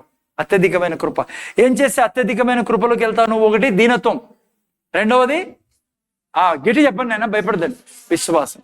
నిన్న వారం మనం చూసాం కదా, దేవుడు యెహోషువ దగ్గరికి వచ్చాడు. యెహోషువ ఏ స్థితిలో ఉన్నాడు? భయపడతా ఉన్నాడు, దిగులుతో ఉన్నాడు. నా చేత కాదు, నన్ను ఎందుకు నువ్వు లీడర్గా ఎన్నుకున్నావు? నా చేత కాదంటున్నాడు ఆయన దేవుని ఎదుట. దేవుడు ఇతన్ని చూసి అనేక సార్లు, మొదటి అధ్యాయం చెబితే భయపడద్దు యెహోషువ, భయపడకు, మోషేకు తోడై ఉన్నట్లు నీకు తోడై ఉంటాయి. ఎందుకంటే ఇతను భయపడతాడు. మోషే కొండ మీదకి ఎక్కి దేవునితో ముఖాముఖిగా మాట్లాడిన వ్యక్తి. మోషే ఆ ఎర్ర సముద్రం 2 భాగాలు చేసిన వ్యక్తి. మోషే మహాబలవంతుడు, సామర్థ్యం గల వ్యక్తి. ఆయన చూసి ప్రజలంతా భయపడుతున్నారు. ప్రపంచమే భయపడేది. ఎరికో ప్రజలు, ప్రతి దేశం భయపడేది మోషే పేరు చెప్తే. బారాకు రాజు భయపడిపోయాడు, బిలామును తీసుకొచ్చాడు. ఇవన్నీ యెహోషువ దగ్గర మోషే గురించి ఆలోచించి భయపడతాను. నేను ఒక జస్ట్ నార్మల్ని, నువ్వు ఈరోజు భయపడతా ఉండొచ్చు, జస్ట్ నార్మల్ పీస్ నేను. మా ఇంటినే సరి చేసుకోలేకపోతాను, నా భర్తే నా మాట, లేదంటే నాకు బైబిల్ గుర్తుండదు, రకరకాల నువ్వు బలహీనతలో నువ్వు ఆలోచిస్తూ ఉండొచ్చు. ఆ రోజు ఏం జరిగింది? దేవుడు అంటాడు, యెహోషువ భయపడకు, మోషేకి తోడై ఉన్నట్లే, మోషే చేసిందంతా నా ద్వారే కదా, నేను నీకు తోడై ఉండి. ఆ తర్వాత అంటాడు, నిన్ను 5వ వాక్యం, నిన్ను ముందు చూడేనా యశ్వంత్, ముందు చూడ, నిన్ను ఏ మాత్రమును విడువను ఎడబాయను. ఆ తర్వాత చెప్పిన మాట చాలా పవర్ఫుల్ మాట పిల్లరా. ఏ మనిషి నీ ఎదుట నిలువ నేరడు. ఈ వెనకలు చూసాను, ఈ మనుషులు నిలువ నేరరు. వీళ్ళతో పాటు ఈ భూమి మీద ఏ మనిషి నీ ఎదుట నిలువ నేరడు. ఇది దేవుని కృప. అమ్మా వినండి జాగ్రత్తగా. కానీ దేవుడు ఇక్కడితో ఆపలే, నువ్వేం చేయొద్దు, అంతా నేను చూసుకుంటానని. ఏమన్నాడు ఆ తర్వాత? బ్రదర్ ఏమన్నాడు ఆ తర్వాత? నీకు నీ భాగం ఉంది చేయడానికి. ఇంకో విధానం చెప్తా, వినండి జాగ్రత్త, ముందర విన్నాడు. నిన్ను విడువను ఎడబాయను, ఏ నరుడు నీ ఎదుట నిలువ నేరుడు.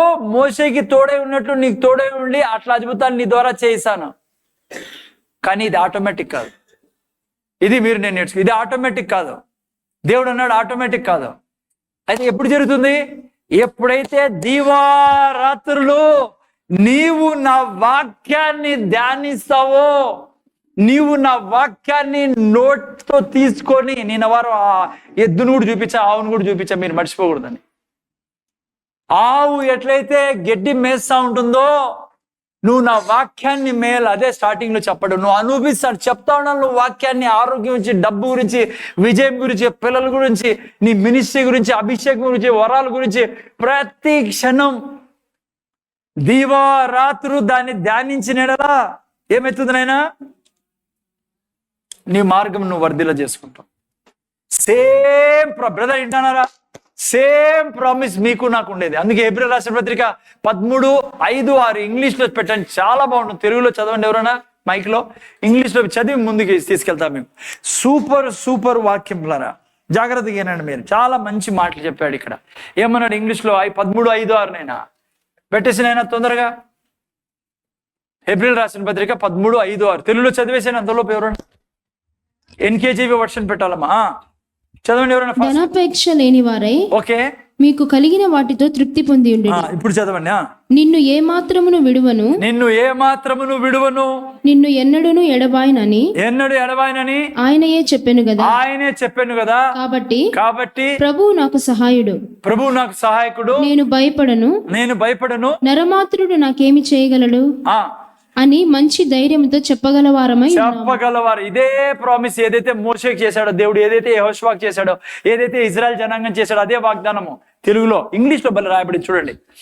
Let your conduct be without covetousness. ఆ తర్వాత చూడండి, for he himself has said, ఆయనే చెప్పారంట ఏమని? I will never leave you nor forsake you, నిన్ను నేను విడువను ఎడబాయని చెప్పాడు అని ఇడిచిపెట్టలే. ఆ తర్వాత మళ్ళా ఏమంటారు? 6వ వాక్యం చాలా ముఖ్యమైనది. So we may boldly say, the Lord is my helper, I will not fear what can man do to me. అంటే తెలుగులో దేవుడు అదే చెప్తున్నాడు, నిన్ను ఎన్నడూ విడవని ఎడబాయను, ఏ మనిషిని ఎదుటి నిలవని నేను చెప్పాలా అది. అందుకే సో we may say, నేను చెప్పాలా. దేవుడు యెహోషువ ఏ నరుడు నీ ఎదుట నిలవనేరడు. నేను మోషే ద్వారా చేసిన అద్భుతాలన్నీ నీ ద్వారా చేస్తా. ఈ ప్రజల్ని పాలుతెల ప్రపంచ దేశంలో నీ ద్వారా తీసుకెళ్తా. మోషే ఎవ్వడు నీ ఎదుట నిలవనేకుండా నేను చేసేది కూడా నా కృప నీ మీద ఉంది, నా సన్నిధి నీతో నడుస్తా ఉంది. అయితే నువ్వు నాకు ఒక భాగం, నీ భాగం ఉంది, కృప నా భాగం. ఎవరు నిలబడకుండా చేస్తా, ఏ కష్టం నీ ఎదుట రాకుండా చేస్తా, ఏ రోగం నిన్ను తాకుండా చేస్తా, ఏ పీడ నీ దరిదాపులు రాకుండా చేస్తా. నా బాధ్యత అది. నేను నిన్ను కన్నాను, నువ్వు నా బిడ్డవి. అయితే నీ భాగం ఒకటి ఉంది. ఏంటి ఆ భాగము? ఏం భాగం బా చెప్పాలి? ఏం భాగము? ఈజీ భాగం, ఈజీ పార్ట్. ఎంత ఈజీ చెప్పండి. ఏంటి నీ నా భాగము? నేను నువ్వు ఆయన వాగ్దానాన్ని తీసుకొని పలికే వారంగా ఉండాలి అనుక్షణం. ఎంత ఈజీ పార్ట్ చూడండి. కష్టమైంది ఆయన చేసుకున్నాడు, ఈజీ పార్ట్ మంది. యుద్ధం ఎవరు చేస్తారంట? మన శత్రువులతో. ఆయన దూతల్ని పంపిస్తాడు, ఆ దయ్యాన్ని పారదోలుతాడు, ఆ యొక్క అజ్ఞానాన్ని మీ పిల్లల నుంచి పారదోలుతాడు, ఆ యొక్క రోగాన్ని పారదోలుతాడు. నీకు విరోధంగా మీ బంధువులు స్నేహితులు ఈ భూమి మీద ఎవరు, ఆయన చూసుకుంటాడు. ఆ బిజినెస్ అంతా ఆయనది. నువ్వు నేనేం చేయాలి చెప్పండి? ఈజీ పార్టా కాదా? Easy part. నోరు తెరిచి విశ్వాసంతో ఆ వాగ్దానాన్ని మాట్లాడడం అనుక్షణం ఇంట్లో పిల్లల ఎదుట నీ ఒకటి ఉన్నప్పుడు దాన్ని ఫీల్ చేయడం, దాన్ని ఎంజాయ్ చేయడం, దాన్ని నములుకుంటూ ఆవు కదా గడ్డి తిన్నట్లుగా వాక్యాన్ని నెమరేయడం. ఇప్పుడు వచ్చేది పెద్ద ప్రశ్న. ఇప్పుడు ఎందుకు సార్ ఇదంతా? షకిలా ఏమంటావమ్మా? ఎందుకు సార్ ఇదంతా? చంటి నవ్వుతాడు. పెద్ద వ్యాపారం సార్ ఇది. ఈజీ పార్ట్ని కూడా మనం ఏం చేసాం? అమ్మా రజియా కాదా ఏమంటారు? పాపా రెహంబి రాదు రండి. రెహంబి ఎందుకు వస్తుంది అమ్మా? ఇటు కూర్చున్నాం చాలా మంది. చెప్తా ఎందుకు సార్ ఇది? ఎందుకంటే మనం చాలా బద్ధకస్తులు ప్రజల్లో. మీరు కాదనుకోండి. మనిషి అనుకుంటాడు ఏమొద్దు నేను పండుకుంటా, అన్ని దూరుస్తాను నేను నోట్లోకి, కడుగుతానని ఎవరన్నా వచ్చి. హలో జాగ్రత్తగా వినండి. ఎందుకు తెలుసా అట్లా దేవుడు పెట్టిండేది? ఎందుకంటే మీరు నేను బొమ్మలం కాదు, మీరు నేను ఫ్యాన్ కాదు. ఇది ఈడే ఉంటుంది పాపం జీవితాంతం. రెండవ రాకడ వరకు ఈడే ఉంటుంది, దీన్ని కదలుకోకుంటే. నువ్వు నేను ఫ్యాన్ కాదు, ఈ పుల్పిట్ కాదు, బొమ్మ కాదు. మీరు నేను దేవుని స్వరూపంలో పోలికలో సృష్టించబడి ఉన్నాం. మీకు నాకు దేవుడు మైండ్ ఇచ్చాడు. నేను ముందు చూడాలా? మీకు నాకు దేవుడు మైండ్ ఇచ్చి మీకు నాకు ఎబిలిటీ, శక్తిని ఇచ్చాడు. ఎన్నుకునే శక్తి. ముందర చూడాలా? ఎన్నుకునే శక్తి ఇచ్చాడు. దేవుడు స్వరూపంలో పోలి ఉన్నాం కాబట్టి దేవుడు అంటాడు నిన్ను అలా సృష్టించాడు, నా భాగం నేను చేస్తా. నువ్వు దేవుడివే కదా, ఎందుకంటే నా స్వరూపంలో పోలిలో సృష్టించాడు. అందుకే దేవుడు బలవంతం చేయడు. దేవుడు మనుషుల్ని ఎందుకు బలవంతం చేయడు తెలుసా? అంత గౌరవం మీరు నేనంటే. ఒకసారి మనల్ని మనం గౌరవించుకోం. నేను చెప్తే కదా, అయోగ్యుడిని, అపాత్రుని, ఏందేందో డైలాగులన్నీ. భార్య దగ్గర మీరు నిలబడితే కినా గబ్బు మాట్లాడతారు. ఇల్లే దేవుని దగ్గర మాట్లాడినప్పుడు మాత్రం ప్రార్థనలు అయోగ్యుడిని, అది ఇది. పక్కనోడు ఏదైనా చేసినాడని తెలిసే పొడిచేస్తారు పోయి నాలుగుతో. అదే నాలుగుతో. అది దీనత్వం కాదు. ముందు చూడండి ప్లరా. దేవుడు ఎందుకు తెలుసా ఇది పెట్టిండేది? ఎందుకంటే మనం దేవుని స్వరూపంలో పొలిగిన ఈ సృష్టి మంది. దేవుడు కూడా ఇంటర్ఫీర్ చేయడు. భూమి మీద ఏం జరిగినా, నీ జీవితంలో ఏం జరిగినా దేవుడు ఇంటర్ఫీర్ చేయడు. ఓకే, ఇట్లా జాగ్రత్త. దీన్ని ముందర చూడండి.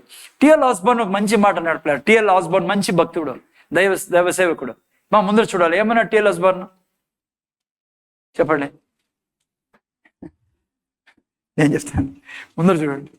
టిఎల్ ఆస్బర్న్ అంటాడు, ఈ బైబిల్లో ఏమి చెప్పబడి ఉన్నా, వింటానారా?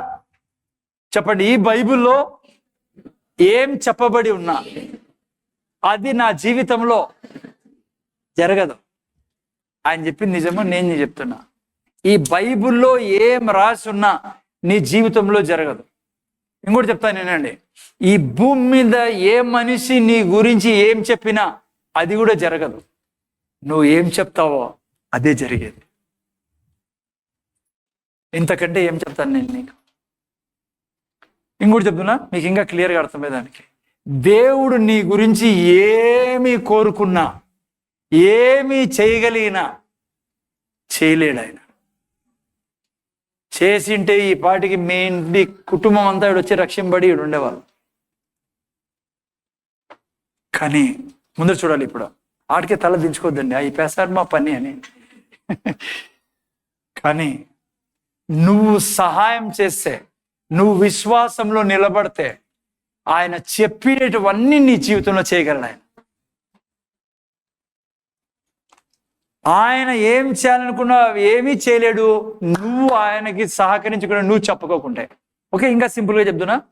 దీంట్లో ఏం రాసినా, ఈ ప్రపంచంలో పుట్టిన ఏ మనిషి ఏం చెప్పినా ఏవీ జరగవు. కానీ నువ్వు ఏదైతే చెప్తావో దీంట్లో రాసినవి అవే జరిగేది నీ జీవితంలో. అంత గౌరవం నువ్వంటే దేవునికి. చూసారా, ఆయన బలవంతం చేసి రుద్దే దేవుడు అంటే అనంతపురం అంతా ఈ పాటి స్వర్గంలో ఉండేది. చేయడు అట్లా, ఎందుకంటే మనకు ఫ్రీ విల్ ఇచ్చాడు దేవుడు. ఇంకా అట్లా చేస్తే ఇంకేముంది, దేవుడు మనకి అది జీవితమేనా? ఇప్పుడు దాన్ని ఏమన్నా చేసుకోవచ్చు. నేను ఫ్యాన్ని, ఎందుకంటే వస్తువు అది, నేను వస్తువు కాదు. నేను దేవుడి యొక్క స్వరూపంలో పోలికలో సృష్టింపబడి దేవుడు అన్నాడు నీకు చాయిస్ ఇస్తానా, నువ్వు నన్నన్నా ఎన్నుకో, నువ్వు మరణాన్నన్నా ఎన్నుకో. కానీ మళ్ళీ దేవుడు అంటాడు నన్నే ఎన్నుకో, జీవాన్ని ఎన్నుకో. మీకు అర్థమవుతుందా నేనేం చెప్తున్నాను బిడ్డ? జాగ్రత్తగా వినాలా. సో దేవుని కృప ఎంతున్నా మీరు నేను విశ్వాసంలో లేకుంటే మీరు నా జీవితంలో ఏది సాధించలేం పిల్లలు. ఓకే, అందుకే బైబిల్లో మీరు చూస్తే యేసు ప్రభు బైబిల్ 3:20 ప్రకటన గ్రంథం హృదయం మీద నిలబడి తడతా ఉన్నాడు. పెట్టండి ఆ వాక్యం. ఎందుకు తడతా ఉన్నాడు? వాకిలి తెరిస్తే అప్పుడు వచ్చి ఏం చేస్తాడట? ఏం చేస్తాడు? ఇదిగో నేను తలుపు వద్ద నిల్చుని తట్టుచున్నాను, ఎవడైనను, ఏం దొబ్బొచ్చు కదా వాకిల్ని, దొబ్బడు. ఎవడైనను నా స్వరం విని తలుపు తీసినెడల నేను అతని వద్దకు వచ్చి అతనితో నేనును నాతో కూడా అతడును భోజనం చేయం. దానికి అర్థము బ్రదర్, భోజనం ఎవరితో చేస్తాం మనం? రోడ్లో పోయి నేను తెచ్చుకొని తినాం కదా భోజనం. ఓకే, భోజనం తినడం అంటే ఇంకా ఆయన నువ్వు స్వాగతిస్తే, ఆయన నీ జీవితంలో పిలిస్తే, ద్వారం తెరిచి పెడితే ఆయన నీతో సంగతి చేయడం మొదలు పెడతా. భోజనం చేయడం అంటే రిలేషన్లో ఇంకా అనుక్షణం నీతో జీవిస్తాడు. అందుకే ప్రతి క్షణం ఆయన ద్వారం తెరిచే విధానం ఏంటి ఆయనకు? చాలా మంది అనుకుంటే పోతానట్లా వాకిలి తెరిచి పెడతాను సార్, ఏమన్నా కానీ సాయంత్రం వరకు. ఆ వాకిలి కాదు సార్, కుక్కలు దూరుతాయి ఆ వాకిలి తెరిస్తే.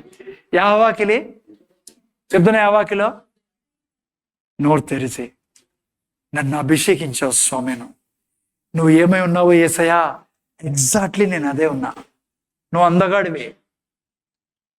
ఇప్పుడు చూడండి నోరెంత ఎవరు తెరుస్తారు? ఎందుకంటే దినమంతా ఏందో మాట్లాడేది అలవాటు మనకి. నేను అందగాన్ని, నువ్వు ఆరోగ్యవంతుడివి, నేను ఆరోగ్యవంతుడు, నువ్వు ఐశ్వర్యవంతుడివి, నేను ఐశ్వర్యవంతుడు. ఎందుకంటే నువ్వు చెప్పావు నువ్వు ఏమై ఉన్నావో నేను అదే ఉన్నాను. అది వాకిలి తెరిచేది, అది అతను వచ్చి నీతో సంగతి చేసేది. ఆగండి, ఇప్పుడు ఇంతవరకు ఏం నేర్చుకున్నామా? కృపలో ఎదగడం ఎలా? కృప గురించి కొన్ని విషయాలు చెప్పాను నేను మీకు. మనం అంతా కృపలో ఉన్నాం, అందుకే ఇటు కూర్చున్నాం. రెండవది, కృపలో ఎదిగేది నేర్చుకుంటా ఉన్నాం. ఏదేది కృపలో ఎదిగేదానికి హెల్ప్ చేసేది? ఒకటి గట్టి చెప్పండి, ఒకటి దీనత్వం, రెండోది విశ్వాసం.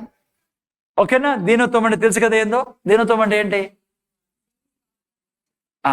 దేవుని వాక్యం.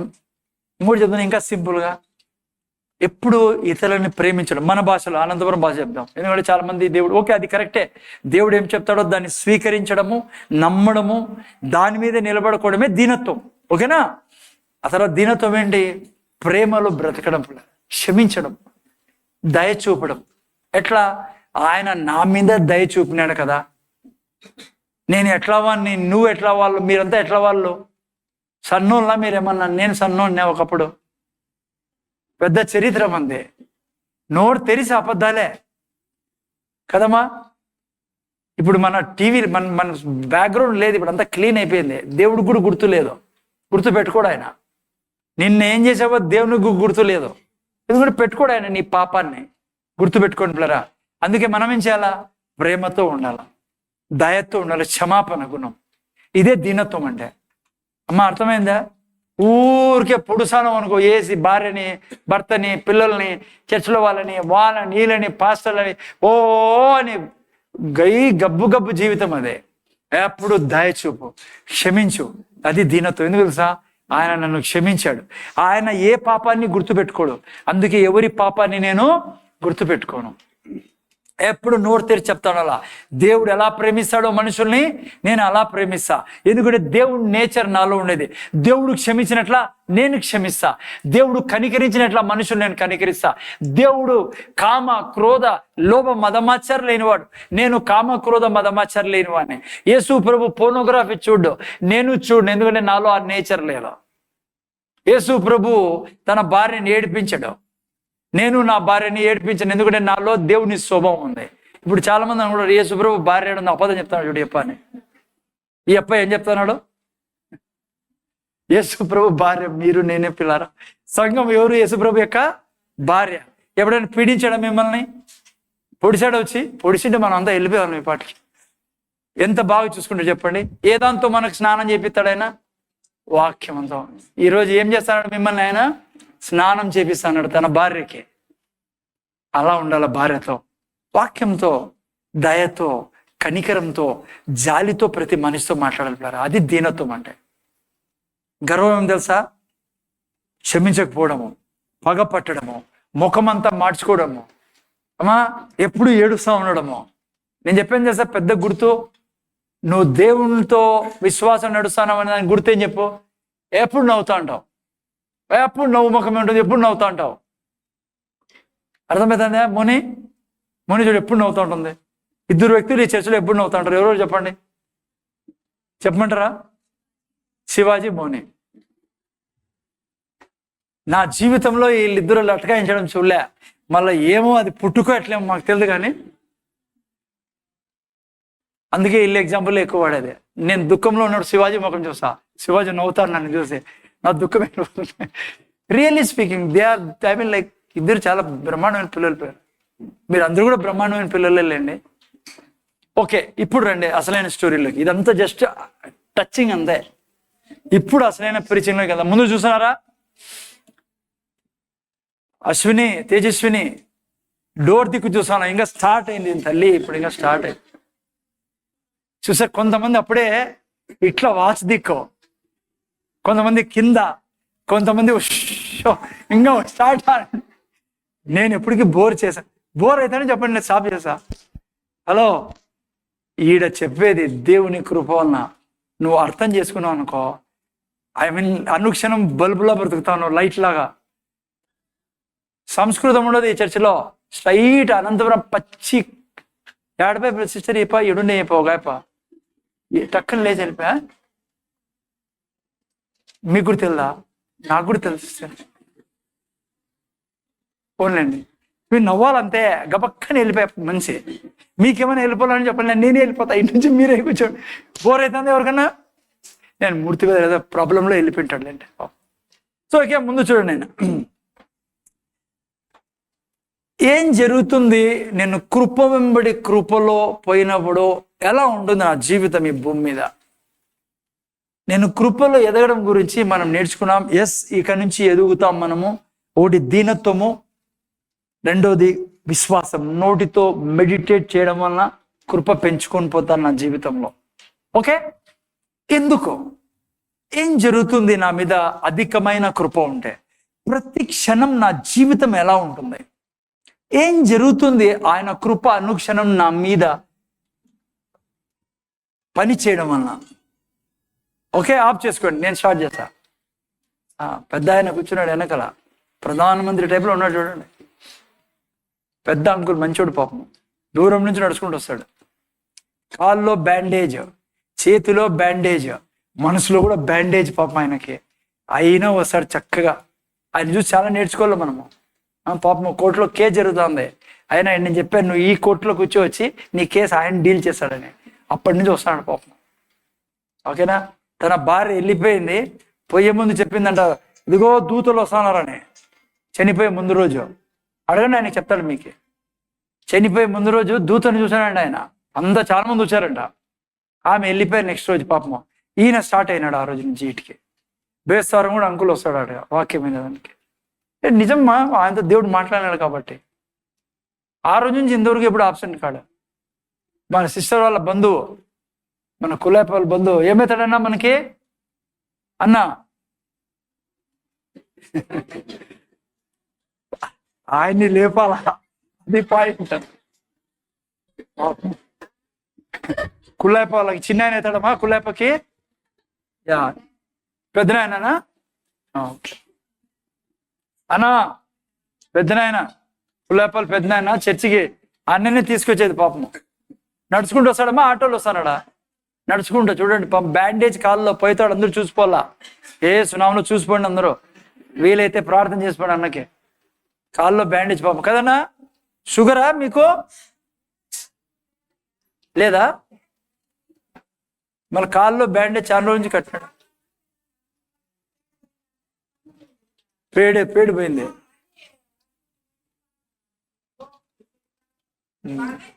ప్రార్థన చేయరు. చాలా బాధతో ఉన్నారు పిల్లలు కొంతమంది మన దగ్గర. చూడండి అన్న వచ్చినాడు, కీర్తన రేపు నుంచి టయానికి రా, ఆయన ఫోటో తీసుకుని పోయేటప్పుడు టయానికి వస్తాడు పాపం. ఊరికెళ్ళండి. ఓకే ముందుకు వెళ్దామా? జస్ట్ మీకు 15-20 నిమిషాలు నాకేంటి, చాలా అవసరమైన విషయాలు చెప్పాలా. ఏం జరుగుతుంది ఈరోజు ఎందుకో కానీ నేను చెప్పేది వీళ్ళిద్దరు నిలబడి ఆమె గురించే మాట్లాడుతున్నారు. ఎవరి గురించి? అది కథ. ఎవరి గురించి? ఈరోజు నేను 2 స్టోరీస్ మీకు బైబిల్లో నేను చూపిస్తా. కృప ఉండే వ్యక్తి జీవితం ఎలా ఉంటుంది, మీరు నేను ఆ కృపలో పోవడం వలన ఎలా మన జీవితం ఉంటుంది. ఓకే, మీరు చూసినట్లయితే ఎస్తేర్ జీవితంలో నుంచి మీకు దేవుని కృప ఆమె మీద ఉండడం వలన ఏం జరిగిందో మీకు చూపిస్తా. అమ్మ కూర్చోమా సౌమ్య, ఇంకా పోగు బయటికి. ముందర చూడండి అంతా. ఎస్తేర్ గ్రంథం 2వ అధ్యాయం తీసి చూడండి, తీసి పెట్టండి. అక్కడ చూస్తే మీరు రాజు పేరేంటైనా చాలా విచిత్రమైన పేరు. అది అదో వాళ్ళు చెప్తానరే అదే రాజు పేరు. మైకి మా వాళ్ళకి ఎవరో లేని మొత్తానికి అశ్వరోష్ అంట. ఓకే, ఈ రాజు యొక్క ఒక ముందుకెళ్దాం, జాగ్రత్తగా వినండి, చాలా ఇంపార్టెంట్ పాయింట్ నేను చెప్పేది మీకు. ఈ రాజు ఇక పరిపాలించే సమయంలో తన భార్య తనకు విరోధంగా పోవడం జరుగుతుంది పిల్లలు. ఆమె పేరు వస్తి. పాపం చాలా బాగుంది, ఇది ఈజీనే. వస్తి అనే భార్య తనకు ఉంటుంది. అయితే ఒకరోజు ఏదో సమస్య వచ్చింది, ఆ టైం లేదు దాంట్లో పోయి చదువుకోండి. ఆమె తనకు వ్యతిరేకంగా పోవడం వలన రాజు నిర్ణయం తీసుకుంటాడు, ఈమెను నా భార్య స్థానం నుంచి తప్పిస్తాను, రాణి స్థానం నుంచి తప్పించేసి ఇంకో ఆమెను నేను నా భార్యగా ఈ దేశానికి రాణిగా తెచ్చుకోవాలని రాజు నిర్ణయించినప్పుడు తనతో ఉండే మంత్రులు కానీ చాలా మంది దీన్ని ప్రోత్సహించి, అయ్యా మీరు కరెక్ట్ చేస్తున్నారు, వస్తి రాణిగా ఉండడానికి అర్హురాలు కాదు, ఆమెను తొలగించండి అని చెప్పడం జరుగుతుంది. చెప్పిన తర్వాత ఈ యొక్క నేను చెప్పే విషయం మొదలవుతుంది. రాజు దేశంలో మా ఈయనని ముందు చూడండి, అయినా ఇప్పుడే వినాల్సిందే. కృప నీ మీద ఉంటే ఏం జరుగుతుందో మనం నేర్చుకుంటా ఉన్నాం. జాగ్రత్తగా వినండి. అందుకే కృపను పెంచుకోవాలా, ప్రతి క్షణం పెంచే విధానం ఆల్రెడీ చూసుకున్నాం. రాజు ప్రకటించడం జరుగుతుంది ప్రపంచానికి, దేశానికి. అక్కడ ప్రాంతాల్లో పెద్ద హిందూ దేశం కూడా ఉండేది అప్పుడు ఇంక్లూడ్ ఆయన రాజ్యంలో, భారతదేశం. అయితే అందమైన స్త్రీలను, కన్యకలను, యవ్వనస్తురాలను, కన్యకలను రాజు యొక్క గోషన్ కోట, షూషాను కోటలోకి, గోషన్ తెలుగులో ఓకే, గోషాను షూషాను కోటలోకి ప్రజల్ని తేవడం. మీరు అనుకుంటే నాకు తెలియదండి, మీరు నవ్వాలా, మీరు వినాలని. ఓకే చూడండి, మీరు షూషాన్ అంటారు, గోషాను కదా నేను తెలుగులో గోషాన్ ఉన్నది, ఇంగ్లీష్లో ఓకే యాదో కోటనైనా పోండి, ఇడిచిపెట్టండి, గుత్తి కోట అనుకోండి. ఇక్కడ చూస్తే ఈ కోటలోకి అందరినీ, అందమైన స్త్రీలని అందరినీ, కన్యకలు, స్త్రీలు కాదు, వివాహం కోసం పిలవడం జరుగుతుంది. ఇప్పుడు నేను జాగ్రత్త. అందులో ఎస్తేరు కూడా, తను కూడా అందమైన కన్యక కాబట్టి తనకు కూడా తీసుకురావడం జరుగుతుంది పిల్లరా. మీరు ఎస్తేరు జీవితం చూసినప్పుడు చాలా అన్నోన్ పర్సన్, ఎవరో ఆమె ఒక అనామికరాలు టైపు, ఏ గుర్తింపు లేనిది. అంతేకాకుండా ఎవ్వరు లేరు మీకు జీవితంలో, తల్లిదండ్రులు లేరు, ఎవరు అన్న చెల్లె ఎవరు లేని వ్యక్తి. అయితే తన బంధువుకు మొర్దుకై ఈమెను పెంచుకోవడం జరుగుతూ ఉంటుంది. ఓకే చూడండి, ఈమె జీవితం మీద కృప ఉండడం వలన, రెండవది నేను చూపిస్తా ఎందుకు ఈమెకు కృప లభించింది, అది కూడా ఈరోజు చూసుకుందాం. చూస్తే 2:8 పెట్టినాయన. రాజాజ్ఞ అతని నిర్ణయమును ప్రచురం చేయబడి కన్యకలు అనేకులు గాషాను కోటకు షూషాను కోటకు పోగు చేయబడి హేగే వంశమునకు అప్పగింపబడగా ఎస్తేరును రాజు యొక్క నగరునకు తేబడి స్త్రీలను కాయు హేగే వంశమునకు అప్పగింపబడింది. హేగే ఓకేనా? హేగే వంశమునకు తేబడిన 8 పెట్టినాను, ఒక ఆడే ఉండి 8లో. జాగ్రత్త వింటున్నారా ప్లరా? ఆ యొక్క ప్రచారం అనౌన్స్మెంట్ పోయిన తర్వాత కన్యకలంతా వచ్చారు. దాంట్లో ఎవరు వచ్చారు? ఎస్తేరు కూడా ఆ నగరానికి తీసుకురావడం జరిగింది పిల్లరా. తెచ్చిన తర్వాత ఎవరి చేతిలో పెట్టారు? హేగే అంటే ఆ యొక్క డిపార్ట్మెంట్కి, అంటే ఈ కన్యకల్ని తయారు చేసి రాజు దగ్గర తీసుకెళ్లే ఆ యొక్క డిపార్ట్మెంట్ వాళ్ళకి మేకప్ కానీ వస్త్రాలు కానీ అన్ని చేసి కొన్ని నెలలు వారికి అక్కడ పెట్టి రెడీ చేసి ఆ తర్వాత రాజు ముందుకు తీసుకెళ్ళాలి ఈ కన్యకల్ని. అప్పుడు రాజు ఎన్నుకుంటాడు ఎవరు తనకు భార్యగా కావాలో. ఓ రకంగా మిస్ వరల్డ్ కాంపిటీషన్ మాదిరి ఉంది ఇది. ఓకే సరే, ఈ యొక్క వ్యక్తి ఎవరు? హేగే ఎవరు? ఆ యొక్క డిపార్ట్మెంట్కి పెద్ద. ఈయన చేతిలో ఆమెను పెట్టారు, అంటే అందరినీ పెట్టారు. ఎస్తేరు కూడా ఆయన చేతిలోకి పోయింది. నెక్స్ట్ వాక్యం ఇప్పుడు చూడండి జాగ్రత్తగా. చాలా ఇంపార్టెంట్ పాయింట్, నా జీవితంలో చాలా ఆనందం ఇచ్చింది పిల్లలు. ఈ యొక్క స్టోరీ చదివిన తర్వాత మనకు చాలా అవసరం. ఏమది? ఆ చిన్నది అతని దృష్టికి ఇంపైనది గనుక ఆమె అతని వలన దయ పొందెను. ఓకే, అంతా చదివిన తర్వాత కాబట్టి ఆమె పరిమళ క్రియల కొరకైన వస్తువులను, ఆమెకు కావలసిన భోజన పదార్థములను రాజు ఇంటిలో నుండి ఆమెకు ఇవ్వదగినది 7 ఆడ పిల్లలను అతడు ఆమెకు త్వరగా ఏర్పరిచి ఆమె చెలికత్తెలను అంతఃపురంలో అతి శ్రేష్టమైన స్థలము ఉంచెను. ముందు చూడండి, ఇప్పుడు ఇది అర్థం చేసుకోండి. ఆ చిన్నది అతని దృష్టికి ఇంపైనది గనుక, బ్రదర్ వింటున్నారా? ఆయన దృష్టికి, హేగే దృష్టికి ఎస్తేరు ఏమి ఉందంట? ఇంపైనది గనుక ఆమె అతని వలన దయ పొందెను. ముందర చూడండి, నీ మీద రెడప ముందర చూడు, నీ మీద దేవుని కృప ఉంటే ఏం జరుగుతుందో తెలుసా? దేవుడు ఇతరులకు నీ ఎడల దయ పుట్టిస్తాడు. హేగే హృదయంలో ఈమెను చూస్తానట్లే ఈమెకు బాగా చూసుకోవాలా, ఈమెకు సహాయం చేయాలా, ఈమెతో నేను నిలబడాలా, ఎలా అయినా ఈమె రాణిగా కావాలా. బిడ్డ జాగ్రత్తగా నాన్న, బయట ప్రపంచంలో లేని పీడ నైనా మీరిద్దరు వెనకల పీడలో బతుకుతున్నారు మనుషులు. నేను చెప్తున్నా, హ్యాపీ లైఫ్ యేసు ప్రభుని నమ్ముకున్న మనది. నువ్వు చేయాల్సిందంతా ఆయన కృపలో ఉండే. చూడండి, హేగేకి ఈ ఎస్తేరు ఏం చేయలే. ఎస్తేరు అందరితో పాటు పోయింది, ఆమె ఏమీ చేసినట్లు రాయలే. కానీ హేగేకి తన హృదయంలో దయ పుట్టింది ఈ మెడల. దేవుడు ఏం చేస్తాడంటే మనుషుల్లో మీ ఎడల నా ఎడల దయ పుట్టిస్తాడు. నువ్వు దేవుని కృప కింద ఉంటే, ఎప్పుడు తన దీనుడుగా ఉంటూ విశ్వాసంలో నువ్వు ఆయనతో నడుస్తా అంటే ఆయన కృప నీ మీద పెరుగుతూ ఉన్నప్పుడు ప్రతి మనిషి నీ మీద దయ తలిచేటట్లా చేస్తాడు. జాగ్రత్త, ముందర చూడండి. మనిషి ఈరోజు ఏమైంది బయట, ఈవెన్ మనం చూడండి, ముందర చూడలేనా ఎప్పుడు కొట్లాడుతూ ఉంటాము. నువ్వు ముందు పెళ్ళైనప్పుడు చూసినట్లే నన్ను యాడ చూస్తాను ఈ మధ్య నువ్వు పట్టించుకోని భార్య ఏడుస్తా ఉంటుంది భర్త దగ్గర. తప్పుగా అనుకోద్దని మీరు అర్థం చేసుకొని చెప్తాను. భర్త కూడా అంటాడు, ఈ మధ్య నువ్వు ఏందని పట్టించుకో, లేదంటే మా మామ పట్టించుకోడు, మా అత్త పట్టించుకోదు, ఆ పాస్టర్ పట్టించుకోడు. రకరకాలుగా నేను చచ్చి బతుకుతా అంటారు మనుషులు ఈ భూమి మీద, ఈవెన్ క్రైస్తవులు. పీడ జీవితం నైనా అవసరం లేదురా. నేను చెప్తున్నా, మీకు నాకు కావాల్సింది ఆయన కృపలో మనం జీవిస్తూ ఉంటే నువ్వు ఎక్కడ కాలు పెట్టినా నీ మీద ఫేవర్, మనుషులకు ఫేవర్ ఇస్తాడు దేవుడు. ఏ ఆఫీస్లో పో, నువ్వు ఎవరిది జరగని పని, వాడు కర్కోటకుడు కఠినాత్ముడే కూర్చోంటాడు, నువ్వు అడుగు పెడుతూనే ఆయన జీవితంలో, ఆయన హృదయంలో నీ గురించి దయేస్తాడు దేవుడు. నువ్వు ఎక్కడ పోయినా విజయం సాధిస్తాడు, నీకు విజయం ఇస్తాడు దేవుడు. అందుకే బైబిల్ అంటుంది, మనకు విరోధంగా రూపించబడిన ఏ ఆయుధం వర్ధిల్లదు బిడ్డ. ఎక్కడ కూడా అపజయం ఉండదు మనకి.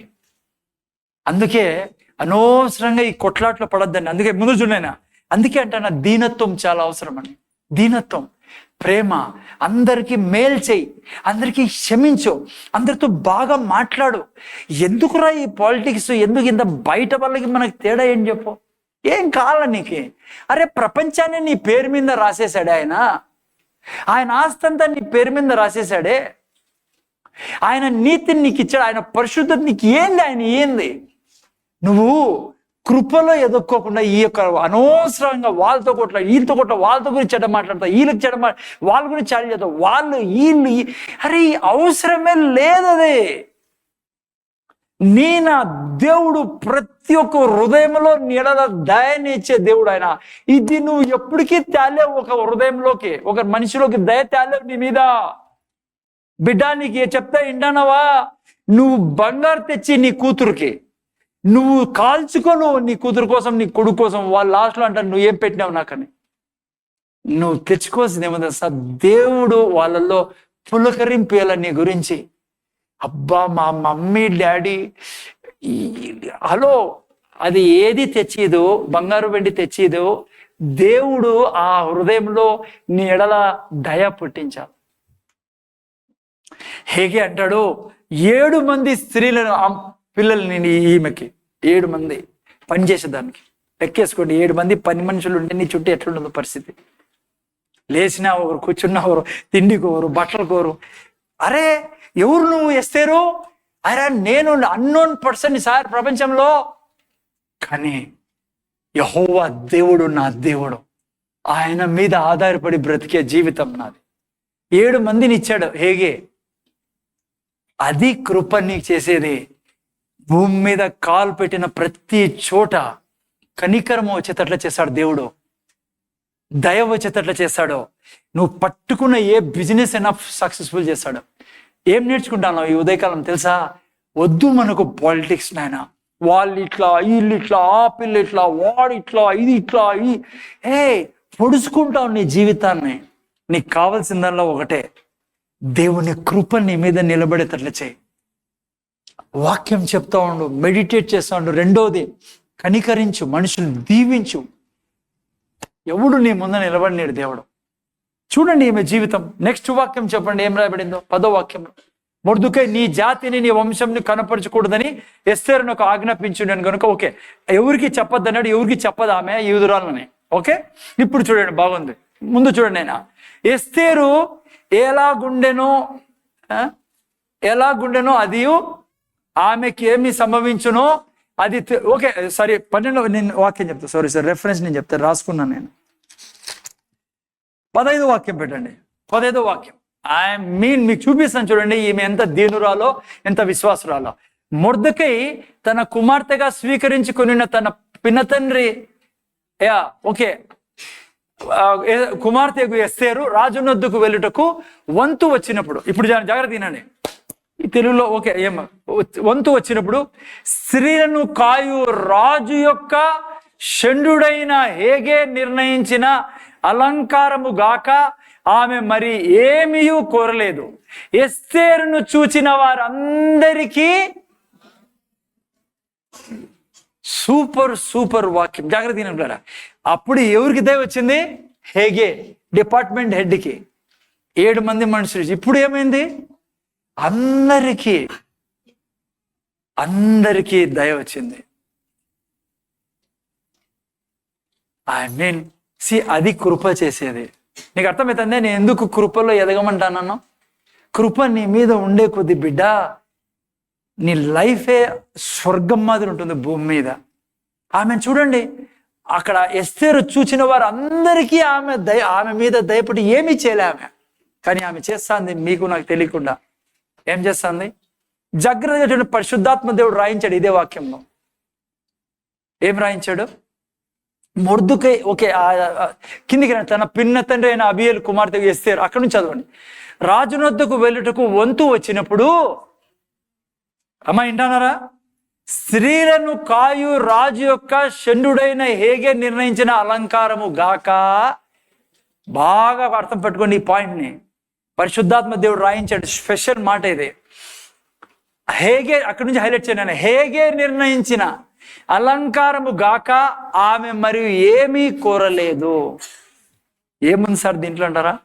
దీంట్లోనే సమస్తం దాగి ఉండేది.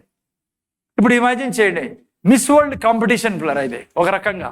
రాజు యొక్క భార్య ఎవరు కావాలంటే అనేక మంది కన్యకలు వచ్చారట. ఇప్పుడు ఏమైతుంది, రాజు ముందర నిలబడాల, పోయి వీళ్ళు ముందర చూడాలి. ఇప్పుడు మీరు హలో, ఆడ ఏం జరుగుతుందంటే ఇమాజిన్ చేయండి ఏం జరుగుతుందో. మా లేడీస్ ఏం చేస్తారు పెళ్ళికి పోయే ముందు మేకప్లో కదా? ఆడ ఉండే వాళ్ళంతా నాకు అది కాల, నాకు ఎర్రదే కాల చీర, రాజు ముందర నేను ఇమాజిన్ చేస్తాను మీకు. ఒక ఆమె ఉంటుంది లేదు లేదు వైట్ గోల్డ్, నేనుందో మిక్సింగ్. ఒక ఆమె ఉంటుంది మస్కారా కావాలా నాకే. మస్కారా అంటే తెలుసా సిస్టర్, మీకు తెలుసా మస్కారా అంటే? అదేంటి సార్ అనుకుంటున్నారు కొంతమంది. ఫోన్లో ఇట్లా చెప్తాను, మీ లిప్స్టిక్ ఎర్రదే కావాలా, బ్లూ మిక్సింగ్. నాకు తెలుసు అంతా, మీకు తెలుసు బాగా. హలో శివాజీ, నీకు తెలుసా మస్కారా? హలో, ఐలిడ్ బ్లాక్ అది కావాలా బ్రో? ఏమేమో గడబడి జరుగుతుంది ఆడ.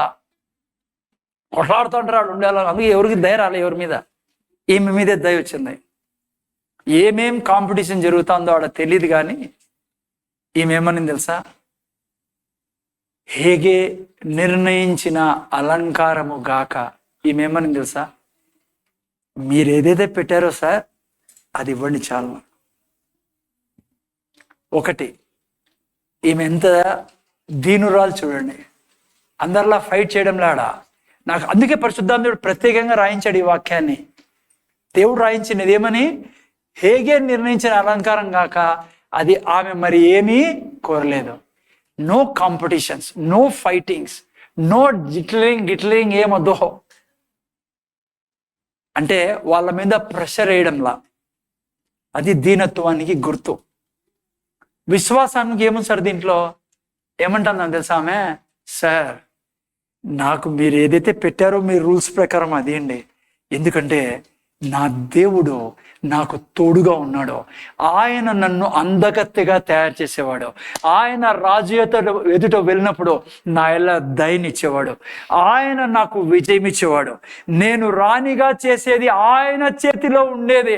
అందుకే నేను నా దేవుని మీద ఆధారపడి ఉన్నా, ఈ దీనిల మీద కాదు. చూసారా రెండు ఆడ? నేను చెప్తున్నా మీకు, జీవితంలో ఇంకొకరి మీద ఇప్పుడు ప్రెషర్ వేయద్దంటారా. ముందు చూడండి, చాలా ఇంపార్టెంట్, మీకు అర్థం కావాలా ఇది. ఊరికే మనుషుల మీద ప్రెషర్ వేయద్దండి. చాలా మంది భార్యలు, నేను జస్ట్ అర్థం చేసుకోవాలని చెప్తాను, ఎవరిని పర్టికులర్ నాకు తెలియదు, అట్లా ప్రీచింగ్ చేయను నేను. కొంతమంది భార్యలు ఉంటారు, భర్తని ఏడిపిస్తూ ఉంటారు. నువ్వు ఇంత తేలా, నీ జీతమే, నీ ముఖం ఇది, నీ మూతికి ఇది సాల్లే, ప్రెషర్ వేస్తూ ఉంటారు. కొంతమంది భర్తలు తక్కువనా, ఇదిగో ఈ 4,000 నెల అంతా జరగాల, నాకు తెలుదో. 1వ తేదీనే భయపడేశాడు పులి మాదిరే ఆమెని. ప్రెషర్, చర్చ్ మీద ప్రెషర్, పాస్టర్ మీద ప్రెషర్, అండ్ ఇంకో సిస్టర్ మీద ప్రెషర్. నువ్వు ప్రెషర్ వేసే వ్యక్తి అయితే ఆ గుంపు మాదిరే నీ మీద దేవుని కృప పనిచేయదు. ప్రెషర్ ఎవరి మీద వేయకూడదు పిల్లలు. ఆమె ఎవరి మీద ప్రెషర్ వేయలే. ఎంతమంది ఉన్నారు ఈరోజు అన్యాయంగా బ్రతికేవాళ్ళు, ఈవెన్ క్రైస్తవుల్లో. ముందు చూడలేనా, నేను కుటుంబం గురించి ఎక్కువ ప్రీచ్ చేస్తాను కాబట్టి, ఎందుకంటే కుటుంబం బాగుంటే అన్నీ బాగుంటాయి.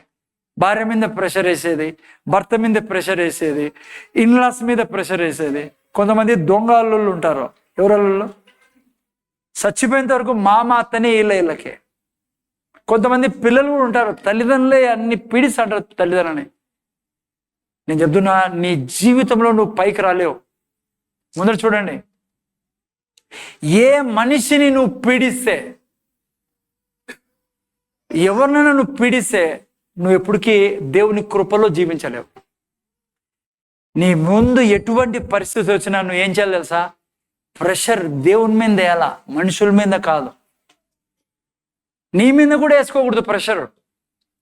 నేను పాస్టర్ని, నాకు తెలిసి ఏం జరుగుతుందో. లైక్ చాలా మంది నేను చెప్తాను, బ్రదర్ ఇట్లా చేద్దని, ఈ టైంకి రండి, అది ఇది ఏదో మీరు వింటానే ఉన్నారు.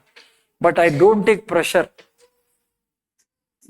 వీటి నుంచి పోయినాక ప్రెషర్ నేను ఎప్పుడు పట్టించుకోను, నేను తీసుకుందాన్ని. పోనీ మీ మీద ప్రెషర్ అయిన, నువ్వు అట్లా వాడివి ఇట్లా వాడివి అది ఇది. అర్థం చేసుకోండి, ఆడ కొండములు చెప్పేది, వీళ్ళ కొట్ట వాళ్ళు కొట్లాట పెట్టేది, ఆ బ్రదర్ ఇట్లా, ఈ సిస్టర్ ఇట్లా, ఈ పాస్ట్ ఇట్లా, వాళ్ళ భార్య ఇట్లా, వాళ్ళ కూతురు ఇట్లా, కొడుకు ఇట్లా, వాడి ఇట్లా, ఈ పాప ఇట్లా, ముక్కు ఇట్లా, మూతి ఇట్లా. ఈ వ్యాపారంలో ముందు చూడాలా, ఈ వ్యాపారం నుండి నువ్వు జీవితంలో దేవుని కృపను అనుభవించవు.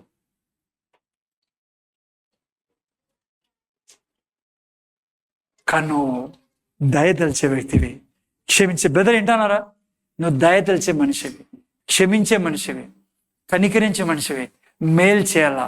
అయ్యో వాళ్ళకి సహాయం చేస్తాం, అయ్యో వాళ్ళ కష్టాల్లో ఉన్నారు. ఎప్పటికీ చెడు మాట్లాడకుండా, చెడు ఆలోచించకుండా, చెడ్డ చేయాలనే భావనే లేకుండా ఉంటే నీ పిల్లల్ని నిన్ను దేవుడు ఎక్కడ, మీ వంశంలో ఎవరు ఉండరు, నీ వంశంలో నీకు ఊహల్లో ఉండదు. ఏం చేస్తాడు ఆయన? అర్థమవుతుందా? ఈమెలో ఆ విశ్వాసం. ఎవరు దశ ఇతరుల మీద ప్రెషర్ వేసేది చెప్తున్నా మీకు. నువ్వు ఎవరి మీద ప్రెషర్ వేస్తా అంటే చెడ్డ మాట్లాడేది, ఖర్చు చేసేది, వాడిట్లా ఈడిట్లా కోప్పడేది, ఈ యొక్క గబ్బు జీవితం ఎవరు దశ జీవించేది? విశ్వాసంలో నడవని వాడు. నీకు ఆటోమేటిక్గా నువ్వు విశ్వాసం నడుస్తున్నావా లేదా అని దాన్ని గుర్తేమో తెలుసా? సనగవు నువ్వు, గొనుగొను, వాడిట్లా వీడిట్లా, ఇది ఇట్లా, ఆమెదే, నీ తప్పు నా తప్పు, నువ్వు చేసేది నీ వల్లనే, అది అట్లున్నది ఆ వ్యక్తి జీవితం.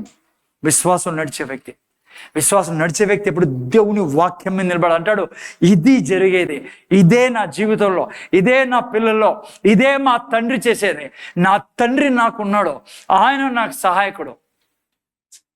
అందుకే అక్కడ ఏం రాబడింది చూడండి, ఆమె ఎప్పుడైతే అనిందో, హేగే నిర్ణయించిన అలంకారం గాక మరి ఆమె ఎవరి కోరలేదు. వెంటనే ఏం రాబడింది?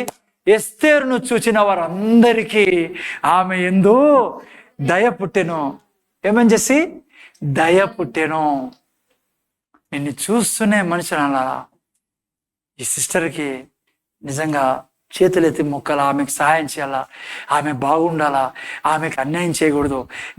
నీ మీద ప్రతి మనిషి, ఈవెన్ చెడ్డోడు కూడా నిన్ను చూస్తూనే ఆయన దయ హృదయం మీదకి వస్తుంది. ఆ వ్యక్తి హృదయం మీదకి నీ గురించి దయ వస్తుంది. నీ బంధువులకు దయ వస్తుంది. వాళ్ళు ఎంత చెడ్డోలైనా నీకు చెడు చేయలేరు వాళ్ళు. ఎందుకు తెలుసా? కృప వాళ్ళ హృదయాల్లో నీ గురించి మేలు చేయనిస్తుంది. అందుకే ఒక మంచి బ్రతకాలి పిల్లరా మీరు. నేను ఈ భూమి మీద గలీజ్ బ్రతుకొద్దు బిడ్డ. ఎందుకు తెలుసా మనం చేస్తాం? మనం అందరూ ఎందుకు చేస్తా? మనకు భయము, ఏమవుతుందో, అది చేశారో, ఇది చేశారో. అరే, దేవుణ్ణి కలిగి ఉన్నాం. ఎందుకు దేవుడు సన్నిధి మనతోంది? కృప అంటే ఏంటి? సన్నిధి. నువ్వు కృపలో ఎదిగే కొద్దీ ఏం చేస్తుంది ఆ సన్నిధి? నీ శత్రువుల్ని సైతం నీకు మిత్రులుగా చేస్తుంది. భూమి మీద విజయవంతంగా జీవించే మార్గం ఇది మతం కాదు. ఇది అర్థమవుతుందా మీకు? ఆ తర్వాత ఏం జరిగింది చూడండి. నెక్స్ట్ వాక్యాలు 15వ వాక్యం అయిపోయిందా? నేను 15 16 17 చూడండి ఏమైందో. 16 పెట్టినైనా, ఈ ప్రకారం ఎస్తేరు రాజైన, గట్టి చదవనైనా, ఓకే, ఏలుబడి యందు 7వ సంవత్సరమున టేబేతు కరెక్టేనా? టేబేతు అను 10వ నెలలో రాజనగర్లోనికి అతని ఎద్దుకు పోగా స్త్రీలందరికంటే రాజు ఎస్తేరును ప్రేమించెను. చూసారా కృప ఏం చేస్తుందో? కన్యకలందరికంటే ఆమె అతని వలన, అమ్మా చూసారా ఎందుకు దయాదాక్షిణ్యం అంటే? దేవుని దయ నీ మీద ఉంది కాబట్టి ఆ దయ రాజు హృదయంలోకి పోయింది. నువ్వు కలిసే ప్రతి మనిషి హృదయంలోకి పోతుంది. అర్థమవుతుంది మీకు? అతడు రాజకిరీటమును ఆమె తల మీద ఉంచి ఆమెకు వస్తీకి బదులుగా రాణిగా నియమించను. ఏం చేసింది చెప్పండి? తన హోల్ స్టోరీలో ఆమె అందరి ఎడల ప్రెషర్ వేయకుండా చక్కగా తన యొక్క దేవుని మీద భారం వేసుకుంటూ, వాక్యం చెప్పుకుంటూ, తన జీవితం ఎక్కడ పోయినా దయ దయ దయ దయ. సో ఏం నేర్చుకున్నాం? ఫస్ట్ పాయింట్, కృప ఏం చేస్తుంది? అందరికీ నీ ఎడల దయ వచ్చేటట్లా చేస్తుంది. ఓకే, ఆ తర్వాత మీరు చూస్తే ఈమె ఎస్తేర్ జీవితము యూదుల జాతినే కాపాడింది ఆ తర్వాత. మీకు తెలుసు కదా, నేను ముందుకు పోవడం, నాకు వేరే విషయాలు ఉన్నాయి చెప్పేకి. మొర్దుకై హామాన్ అనే వ్యక్తి మొత్తం యూదుల్నే చంపాలని కోరుకున్నప్పుడు కూడా మీరు చూస్తే ఎస్తేర్ కాపాడింది వాళ్ళందరినీ. మొర్దుకై అంటాడు, నువ్వు పోయి రాజుతో మాట్లాడమన్నప్పుడు ఆమె ఏమంటుంది సార్? ప్రార్థన చేయండి నా కోసము. మీరు ప్రార్థన చేసినప్పుడు నేను రాజు దగ్గరికి వెళ్తాను, రాజు దయ నా మీద కలిగేదాని. కానీ అక్కడ కూడా మీరు చూస్తే రాజు పిలవంది పోకూడదు రాని, కానీ ఈమె వస్తీలాగా తెగిచ్చి తను కూడా రాజు ముందుకు వెళ్తుంది తనకు విరోధంగా, రూల్స్కి వ్యతిరేకంగా. కానీ ఏం రాయబడింది బైబిల్లో తెలుసా? అక్కడ కూడా రాజుకి ఎస్తేర్ని చూస్తూనే దయ వస్తుంది. నేను చెప్తున్నా మీకు ఏమన్నా, మీ భర్త నిన్ను చూస్తూనే అనుక్షణం నీ గురించి ఆనందించాలా. అది వివాహం అంటే.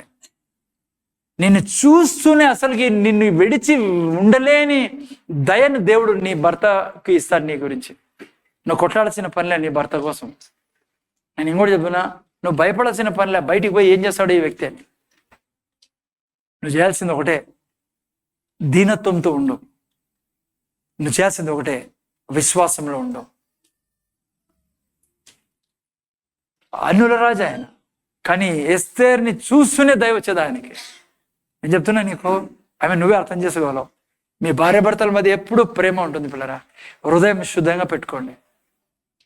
ఇంట్లో ఆ పాలిటిక్స్ మాట్లాడొద్దండి. ఓకే, ముందు చూడండి, ఎస్తేర్ జీవితం ఫినిష్. ఎందుకు సార్ ఈ స్టోరీ అంతా మీరు చెప్పారు? ఎందుకు రాయబడింది ఈ స్టోరీ బైబిల్లో ఈమె గురించి? ఎందుకు రాయబడింది అది? జాగ్రత్త, నేను చెప్తాను మీకు.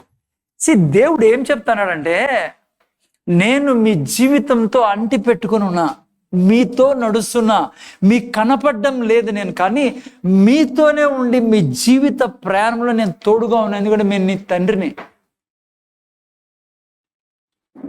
నేను సమస్తం చూసుకుంటాను మీ జీవితాన్ని. మీరు ఎస్తేర్ లాగా దీనత్వం కలిగి, విశ్వాసం కలిగి ముందుకెళ్తే నేను మీతో నడుస్తాను, మీకు ప్రతి చోట విజయం ఇస్తాను నేను. అందుకే ఎస్తేరు గురించి రాయించింది మన కోసం. ఈరోజు నువ్వు ఈరోజు బీదరికంలో ఉండొచ్చు, నీ పిల్లలు ఫెయిల్ అవుతా ఉండొచ్చు, నువ్వు చాలా ఫెయిల్యూర్లో ఉండొచ్చు.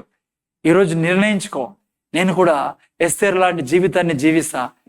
ప్లరా ఏమైనా చేయగలరు దేవుడు నీ జీవితంలో. ముందు చూడండి, ముగిస్తాను ఎస్తేరు జీవితాన్ని. ఇంకా చాలా మంది వేరేది చెప్పేది. హలో, ఈ ప్రపంచంలో అనుక్షణం కాంపిటీషన్ ఉంది పిల్లలు. ఎక్కడ పోయినా miss world competition, miss universe competition ఉంది కదా. ఆ టైప్లో కాంపిటీషన్ ఉందా లేదా? నీ పిల్లలు చదువుల్లో, స్కూల్లో పోతే కాంపిటీషన్,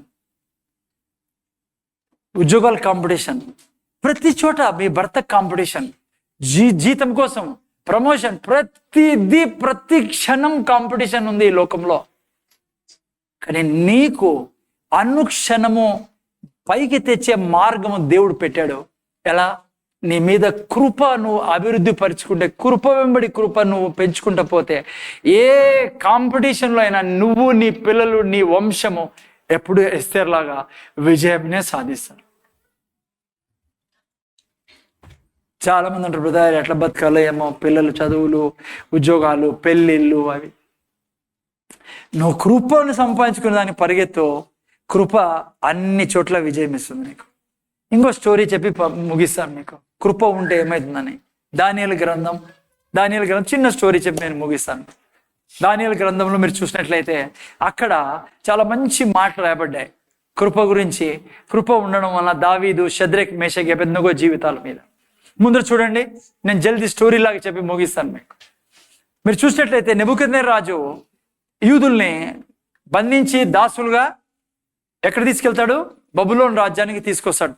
ఓకే, అక్కడికి వచ్చిన తర్వాత రాజు గుండెల్లో ఒక ఆలోచన పుడుతుంది. ఏమంటే, కొంతమందిని తీసుకొని నేను వారిని పెంచి పోషించి వారికి విద్య నేర్పించి రాజగృహంలో ఒక గొప్ప పోస్ట్ ఇచ్చి వాళ్ళకి ఈ దేశాన్ని ముందుకు తీసుకెళ్తాను అని కొంతమందిని తీసుకొని వాళ్ళకి ట్రైనింగ్ ఇచ్చి వాళ్ళ ద్వారా ఒక ఒక ఏమంటారు దాన్ని, ఒక మినిస్టర్ పోస్టులో పెట్టి నా రాజ్యంలో వారి ద్వారా ఈ దేశాన్ని ముందుకు తీసుకెళ్లాలని ఒక ఆలోచన దేవుడే పుట్టించాడు.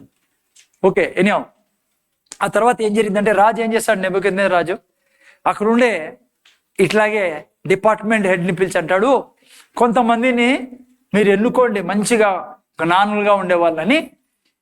రాజు వీళ్ళని ఎన్నుకుంటాడు. ఎవరిని? దానియేల్ని, షద్రెక్, మేషక్, అబెద్నగో అని ఎన్నుకొని వాళ్ళ చేతిలో పెడతాడు, ఆ డిపార్ట్మెంట్ హెడ్ చేతిలో. ఆ డిపార్ట్మెంట్ హెడ్ ఏం చేస్తాడంటే, రాజు అంటాడు, నేను తినే తిండే తినాల వీళ్ళు, నేను తాగే ద్రాక్షరసమే తాగాల, నా ఫెసిలిటీస్ అన్ని వీళ్ళకి ఇవ్వాలా. ఎందుకు సార్? ఎందుకంటే వీళ్ళు రేపు పొద్దున లీడర్షిప్ లో ఉంటారు, దేశాన్ని నడిపే వాళ్ళుగా వీళ్ళని నేను తయారు చేసుకోవాలా, అలా కోరిక కలిగి ఉన్నాడు. సో రాజు అంటాడు, వీళ్ళకి నా తిండి ఏంటి, నేను తాగే ద్రాక్షరసం ఏంటి. ముందు చూడండి, మీకు తెలుసు కాబట్టి నేను చదవడం లేదు ఇవన్నీ. ఆ తర్వాత జరిగేది ఏమంటే, వీళ్ళ నలుగురితో పాటు కొంతమందిని తీసుకొచ్చి ఆ యొక్క డిపార్ట్మెంట్ హెడ్కి ఇచ్చి పోషించమన్నప్పుడు దానియేలు ఏమంటాడు ముందర చూడాలి. దానియేలుకి తెలుసు రాజు తింటాండే మాంసము ఆహారము అపరిశుద్ధమైంది అని. అంటే సార్ అంటే వారు విగ్రహాలకు అర్పించే మాంసాన్ని తినేవాళ్ళు, ఆ ద్రాక్షరసము వీళ్ళు తాగరు.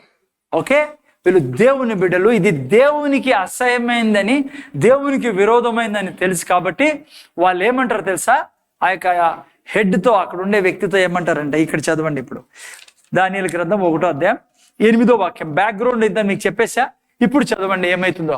రాజు భుజించు భోజనమును పానము చేయు ద్రాక్షరసమును పుచ్చుకొను తన్ను అపవిత్ర పరుచుకొనకూడదని దానియేలు ఉద్దేశించి తాను అపవిత్రుడు కాకుండానట్లు వాటిని పుచ్చుకొనకుండా సెలవిమ్మని నపుంసకుల అధిపతిని వేడుకొనగా.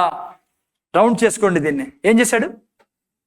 వేడుకొనగా. పదం చాలా అవసరం, మళ్ళీ చెప్తాను మీకు. వేడుకొనగా దేవుడు నపుంసకుల అధిపతి దృష్టికి దానియేలునకు ఏం కలుగజేశాడు? అదే ఎస్తేరు కలుగజేసినాడు. కృపా కటాక్షము నొందని అనుగ్రహించను గనుక నపుంసకుల అధిపతి దానియేలుతో ఇట్లా నేను. ఏం జరిగింది? దానియేలు నిర్ణయించుకున్నాడు తినకూడదని. ఆ తర్వాత ఏం చేశాడు దానియేలు?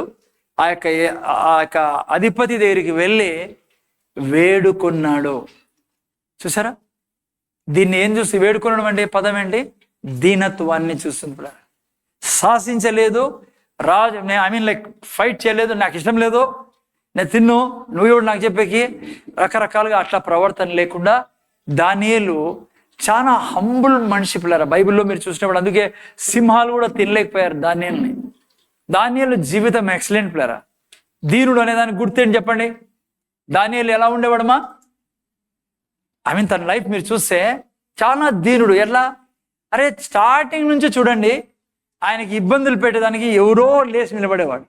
రాజు లేచాడు, మంత్రులు లేచారు, రకరకాలుగా మీకు తెలిసిందే ఆయన టెంప్టేషన్స్. మీరు ఎక్కడ కూడా దానియేలు కిమ్మిక్ అనేవాడు కాదు. అనంతపురం భాషలో ఏమంటారమ్మా? కిమ్మిక్ అని అంటే వాడిట్లా వీడిట్లా, వాడి కథ నాకు తెలియదు అనుకున్నావా, వాడు ఇది వీడిది, వాడి మీద ప్రెషర్ ఈయన మీద ప్రెషర్, గబ్బంతా మా ముందు చూడాలి. వెనకలలో గబ్బు పూసుకునేవాడు కాదు, కామ్గా ఉండేవాడు. ఎందుకో తెలుసా? నా దేవుడు సజీవుడు, ఆయన కొరకు నా జీవితం, నాకు ఏ ఇరికి ఇబ్బంది రాకుండా కాపాడేవాడు. ఎన్నెన్ని అల్లారు కదా దానియేలుకి విరోధంగా, మీకు బాగా తెలుసు. ఈవెన్ సింహం బోన్లు కూడా వేశారు, సింహం కూడా ఏం చేయలేకపోయింది పిల్లలు. కృప ఎక్కడ ఉంటుందో, ఆయన కటాక్షం ఎక్కడ ఉంటుందో, సింహాలకు కూడా దయ వచ్చింది. ఈసారిని ముట్టుకోద్దండి, వేరే రాబోతుంది, డిన్నర్ రాబోతుంది మనకి ఈయన తర్వాత. ఎందుకంటే ఆయన ఈయన్ని తినద్దన్నాడు అంటే తర్వాత మంచి భోజనం ఉంటుందని సింహాలకు కూడా తెలుసు. జాగ్రత్తగానండి. ఏం చేశాడైనా? వేడుకున్నాడంట. వేడుకున్నప్పుడు ఆయన ఏమన్నాడు? దేవుడు నపుంసకుల అధిపతి దృష్టికి దానియేలునకు కృప కటాక్షం నొంద అనుగ్రహించను గనుక నపుంసకుల అధిపతి దానియేలుతో ఏమన్నాడంట? చూడండి, మీకు అన్నపానములను నియమించిన రాజుకు నా యజమానికి నేను భయపడుచున్నాను. మీ ఈడు బాలురా ముఖముల కంటే మీ ముఖములు కృషించినట్లు ఆయన కనబడనేలా. అట్లయితే ఏం జరుగుతుందంట? ముందు అట్లయితే మీరు రాజు చేత నాకు ప్రాణాపాయము పాతకాలంలో మీద రాజు ఏం చేశాడు, మా హేమంత్ ఏం చేశాడు, కసక్ అంతే. శ్రీవేణి ఇక్కడ జాగ్రత్త తినాలి, మీరు ఊరికి అట్లా వెళ్ళిపోకండి. కసక్ అని తెలుసా అంటే గొంతు ఎగ్గొడతాడని రాజు తెలిసినా ఏమంటాడు తెలుసా, కటాక్షం వచ్చింది ఎవరి మీద, దానియేలు మీద, షద్రక్ మేషక్ అబేద్నెగో మీద దయ పుట్టించాడు దేవుడు. లెక్కేసుకోండి, ఇంకా మీరు ఎంత నష్టం చేసినా ఎవరికన్నా, వాళ్ళ ప్రాణం పోతన్నా మీకు మాత్రం సహాయం చేస్తారు వాళ్ళు. దానివల్ల ఎంత నష్టం ఉన్నా కృప నీ మీద ఉంటే ప్రాణాలకి తెగించి నీకు సహాయం చేస్తారు. నా జీవితంలో అనేక సార్లు చూశాను, మా పిల్లల జీవితంలో చూశాను. అయిపోయారా అనుకునే సమయంలో ఆ ఎదుటోళ్ళకి దయని ఇస్తాడు దేవుడు, కటాక్షం ఇస్తాడు దేవుడు. ఈ రోజు వరకు మేము దేవుని దయని చూస్తాను పిల్లలు మా జీవితాలు. కారణం ఏమో తెలుసా మీకు చెప్తున్నాం, ముఖ్యంగా ఎవరికి చెడు చేయకండి. చేతులు జోడించి చెప్తాను అమ్మా, ఇంటానారా? ఎవరికి చెడు చేయొద్దండి ప్లీజ్. మీకు చెడు జరిగినా కూడా మీ చెడు చేయకండి, క్షమించండి, ప్రేమతో ఉండండి. రెండే మాటలే పాస్టర్గా మీకు చెప్పేది. ప్రేమ ప్రతి పాపమును కప్పుతుంది. నువ్వు ఎక్కడ కూడా నీ పిల్లలు బాగుపడాలన్నా, నువ్వు పిల్లలు పైకి రాలన్నా, నువ్వు ఆరోగ్యంగా ఉండాలన్నా, ఆస్తిలో ఉండాలన్నా, నీకు మేలు జరగాలన్నా ఇతరుల గురించి చెడ్డ చేయొద్దు, చెడు మాట్లాడొద్దు, దూరం ఉండొద్దు, కోపించుకోదు, అసహించుకోదు, వద్దు. ఒకటే ఫస్ట్ ప్రేమించు, దయ చూపాలి, క్షమించు, దగ్గర తీసుకో. మనిషి అంటే దేవుడికి చాలా ప్రేమమా. నువ్వు ఇంకో మనిషిని అసహించుకొని వాళ్ళ గురించి చెడ్డ మాట్లాడి, వాళ్ళ గురించి పాలిటిక్స్ మాట్లాడి, వాళ్ళ గురించి వాళ్ళ పిల్లలు రకరకాలుగా గబ్బులు చెప్తా అంటే నువ్వు శత్రువుగా మారుతావు దేవునికి. కృప ఉండదు నీ జీవితం మీద. నువ్వు కష్టాల్లో అయినా, దానియేలులా కష్టాల్లో వెళ్ళినా, ఎస్తేర్లా కష్టాల్లో వెళ్ళినా, షద్రక్ మేషక్లా అగ్నిగుండం లాంటి పరిస్థితులు వచ్చినా చెడు చేయొద్దు. షద్రక్ మేషక్ ఎవరైనా చెడు చేశారా? ఏం చేయకూడదు. దానియేలు రాజు దగ్గరే ఉంటాడు, సార్ వీళ్ళు చాలా దుర్మార్గులు సార్, ఇదంతా ప్లాన్ ఉంది సార్, అది సార్. చాలా మంది మనం క్రైస్తవులు తప్పు చేస్తాం. మనం అందరూ చెప్తున్నా, అనవసరంగా చెడ్డగా మాట్లాడుతుంటాం. పాస్టర్ల గురించి లేదంటే దైవసేవ గురించి అంటే వాళ్ళ వీళ్ళ గురించి, ఫ్రెండ్స్ చర్చ్లో. No no no, don't do that. ఇంట్లో దయతో 2 చేతులు జోడించి చెప్తానా, ఏ చెడు మాట్లాడకండి. మన సెల్ గ్రూప్లో చెప్పా, ఈరోజు పిల్లలు చెడిపోయేదానికి కారణము బైబిల్ క్లియర్గా చెప్తుంది. చాలా మంది నాతో అడుగుతారయ్యా, మేము ప్రార్థన చేస్తాము, టైత్ ఇస్తాము, భక్తిగా ఉంటాము, ఎందుకు మా పిల్లలు మొండిగా తయారవుతున్నారు? ఎందుకు మా పిల్లలు గట్టిగా మాట్లాడి అసహించుకుంటారు మమ్మల్ని? బయట ఓ రకం ఉన్నాం మేము, లోపల ఇంట్లో చాలా ముందు చూడైనా ఉషా పరిస్థితి బాగలేదు లోపల. బైబిల్లో క్లియర్గా రాయబడింది, ఎఫెసీయులకు రాసిన పత్రిక 6:2. మీరు నేను పిల్లలేదుట. ఇదిగో ఇప్పుడు దానియేలు గురించి, ఎస్తేరు గురించి నేర్చుకున్నాం. అందరి అలా దయ చూపి, ఎవరి గురించి పాలిటిక్స్ మాట్లాడదని, వాడు ఇట్లా ఇట్లా మా పిల్లని చిన్న ఇట్లా బంధువులు. No, don't do that. కటాక్షం ఉండదు నీ మీద. నువ్వు పిల్లలేదుట ఎప్పటికీ దేవుళ్ళ ప్రవర్తించే ప్రేమ, కనికరము, క్షమాపణ, దయ మాటలే ఉండాలని, మోడల్గా ఉండాల పిల్లలకి. ఊరికే చర్చిలో పోతానని నేను పోతాను, అట్లా జరగదు పని. ఓకే, ఏం చేశారు దానియేలుకి? ఆయన ఏమన్నాడు, మా ప్రాణాపాయం ఉంది. ఆయన ఏమన్నాడు? నెక్స్ట్ వాక్యం పెట్టిన ఆయన 11:12 పెట్టు బాబు. నపుంసకుల అధిపతి దానియేలు, హనన్య, మిషాయేలు, అజర్యా అను వారి మీద నియమించిన నియామకునితో దానియేలుతో ఇట్లా నేను 12 భోజనమునకు శాఖ ధాన్యాదులను, పానమునకు నీళ్లను నీ దాసుల మాకిప్పించి దయచేసి 10 దినముల వరకు మమ్మల్ని పరీక్షించి. అంటే ఆయన అన్నాడు, చంపేశాడు రాజు, మీరు సన్నగా అయిపోతారు మిగతా వాళ్ళకంటే. అంటే దానియేలు అన్నాడు, 10 రోజులు పరీక్ష పెట్టండి, ఈ భోజనం ఇచ్చి టెస్ట్ చేసుకోండి. ఒకవేళ మీకు నష్టం ఏమైనా అట్లా అనిపిస్తే మీరు చెప్పిందే మేము చేస్తాం, మీరు ఇచ్చేదే తింటామంటాడు. ఆ తర్వాత ఏమేమి చూడండి, 13 నుంచి పిమ్మట 13 పెట్టినా, పిమ్మట మా ముఖములను రాజు నియమించిన భోజనం భుజించిన బాలుర ముఖములను చూచి నీకు తోచినట్లుగా నీ దాసులమైన మాటలే జరిగింపము. నెక్స్ట్ వాక్యం. అందుకు అతడు ఈ విషయంలో వారి మాటకు సమ్మతించి 10 దినముల వరకు వారిని పరీక్షించను. ఇప్పుడు చూడండి, మంచి మాట రాబడింది 15లో. యవ్వనస్తులకు చాలా ఇష్టం మీకు 15వ వాక్యం. రాసి పెట్టుకోండి బైబిల్లో. అందం కావాలంటే ఏం చేయాలైనా? మంచి తినాలా, ఆ ఫుడ్ ఈ ఫుడ్. కానీ చెప్తున్నా మీకు అందం కావాలంటే చూడండి ఏం రాబడిందో. 10 దినముల పిమ్మట వారి ముఖములు రాజు భోజనం భుజించిన బాలురందరి ముఖముల కంటే, ఏంటి చెప్పాలా, ఏం రాబడిందమ్మా? సౌందర్యము. ఇంకోటి నెక్స్ట్, ఎంతమంది కోరుకుంటారు నేను 100 ఏళ్ళలో కూడా సౌందర్యంగా ఉండాలా, కళగా ఉండాలా, కళ కల కల కల కల కల ఆడుతుండాలా? ఎవరెవరు కాలు చెప్పండి. లరా దీనత్వం, విశ్వాసం, కృప నీ మీద ఉందనుకో, నువ్వు ఎప్పుడు అందంగా ఉంటావు. నీ భర్త నేను చూస్తూనే దయ వస్తుంది. ఏ ఏజ్లో కూడా, 90లో కూడా మీ ఇద్దరి మధ్య ప్రేమ తగ్గదు. ఆ తర్వాత చెప్తున్నా మీకు, నువ్వు కాస్మెటిక్స్ వాడు, పౌడర్ వాడు, అన్ని వాడు, నేను దానికి విరోధంగా లేను. కానీ నీకు అలంకారం, అందంగా నువ్వు ఉండాలా, ఆరోగ్యంగా ఉండాలా, ప్రతి దీవెనలో ఉండాలంటే 2 విషయాలు. ఒకటి, ప్రేమతో బ్రతుకు బిడ్డ. ప్రెషర్ వేయద్దు, కఠోరంగా ఉండద్దు, దుర్మార్గంగా ఉండద్దు. నీ ముఖం చెడిపోతుంది, అందం చెడిపోతుంది, ఎముకలు సన్నగైపోతాయి. ఏమవుతాయి ఎముకలు? ఏదో అంటారు దాన్ని. ఎముకల్లో సత్తు ఉండదు, బ్లడ్లో సత్తు ఉండదు, నరాల్లో సత్తు ఉండదు, ముఖం మీద ఏముండదు. అదే దేవుని కటాక్షం నీ మీద ఉంటే నువ్వు చూడు ఎట్లా కనపడతావు. సౌందర్యము కలర్ నీకుంటుంది.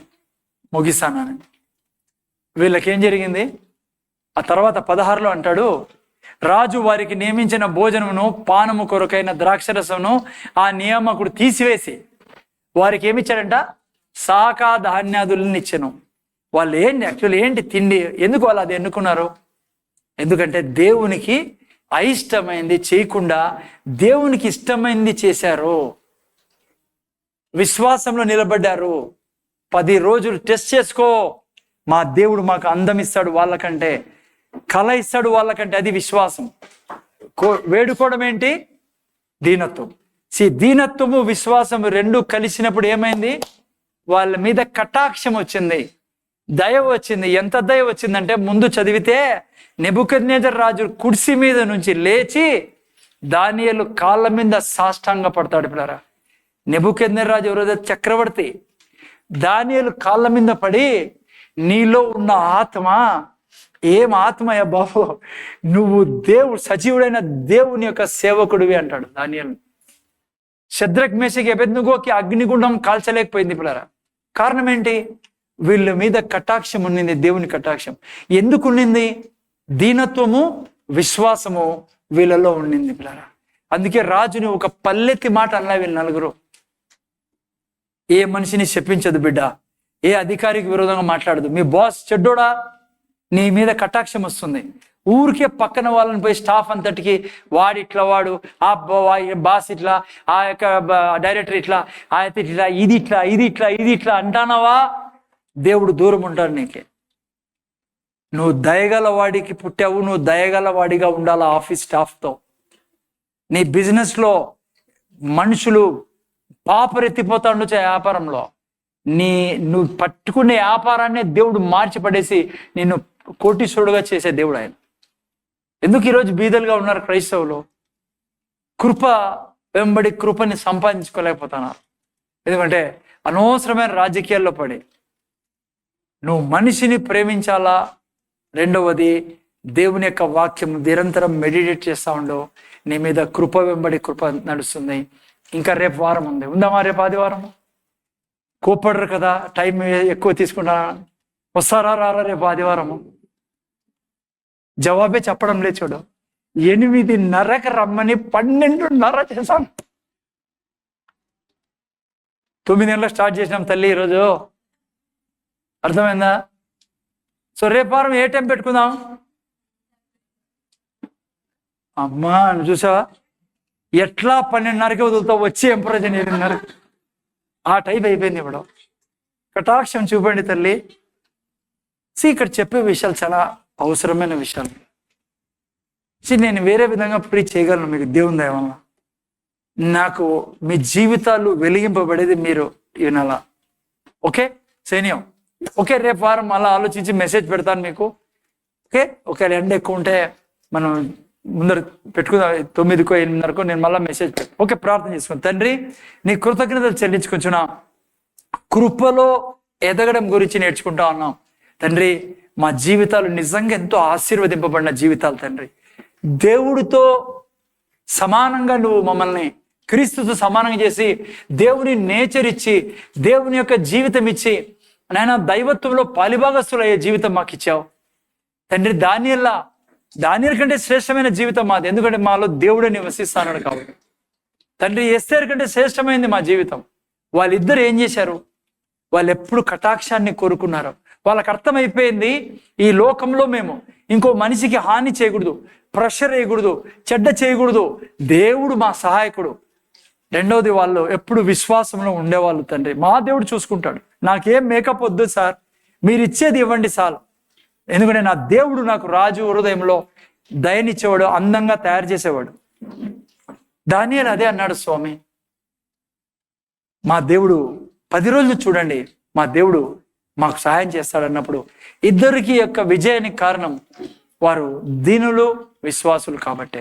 మేము అలా నడిచేదానికి మీరే మాకు సహాయం చేయమని మాతో మాట్లాడింది ఈరోజు. ఎందుకంటే మా జీవితం కూడా అలా ఉండాలని మీరే సహాయం చేయమని యేసు నామములో అడుగుచున్నాం తండ్రి, ఆమేన్. మీ నస్తాలు నిలబడుకుందాం. Tithe offering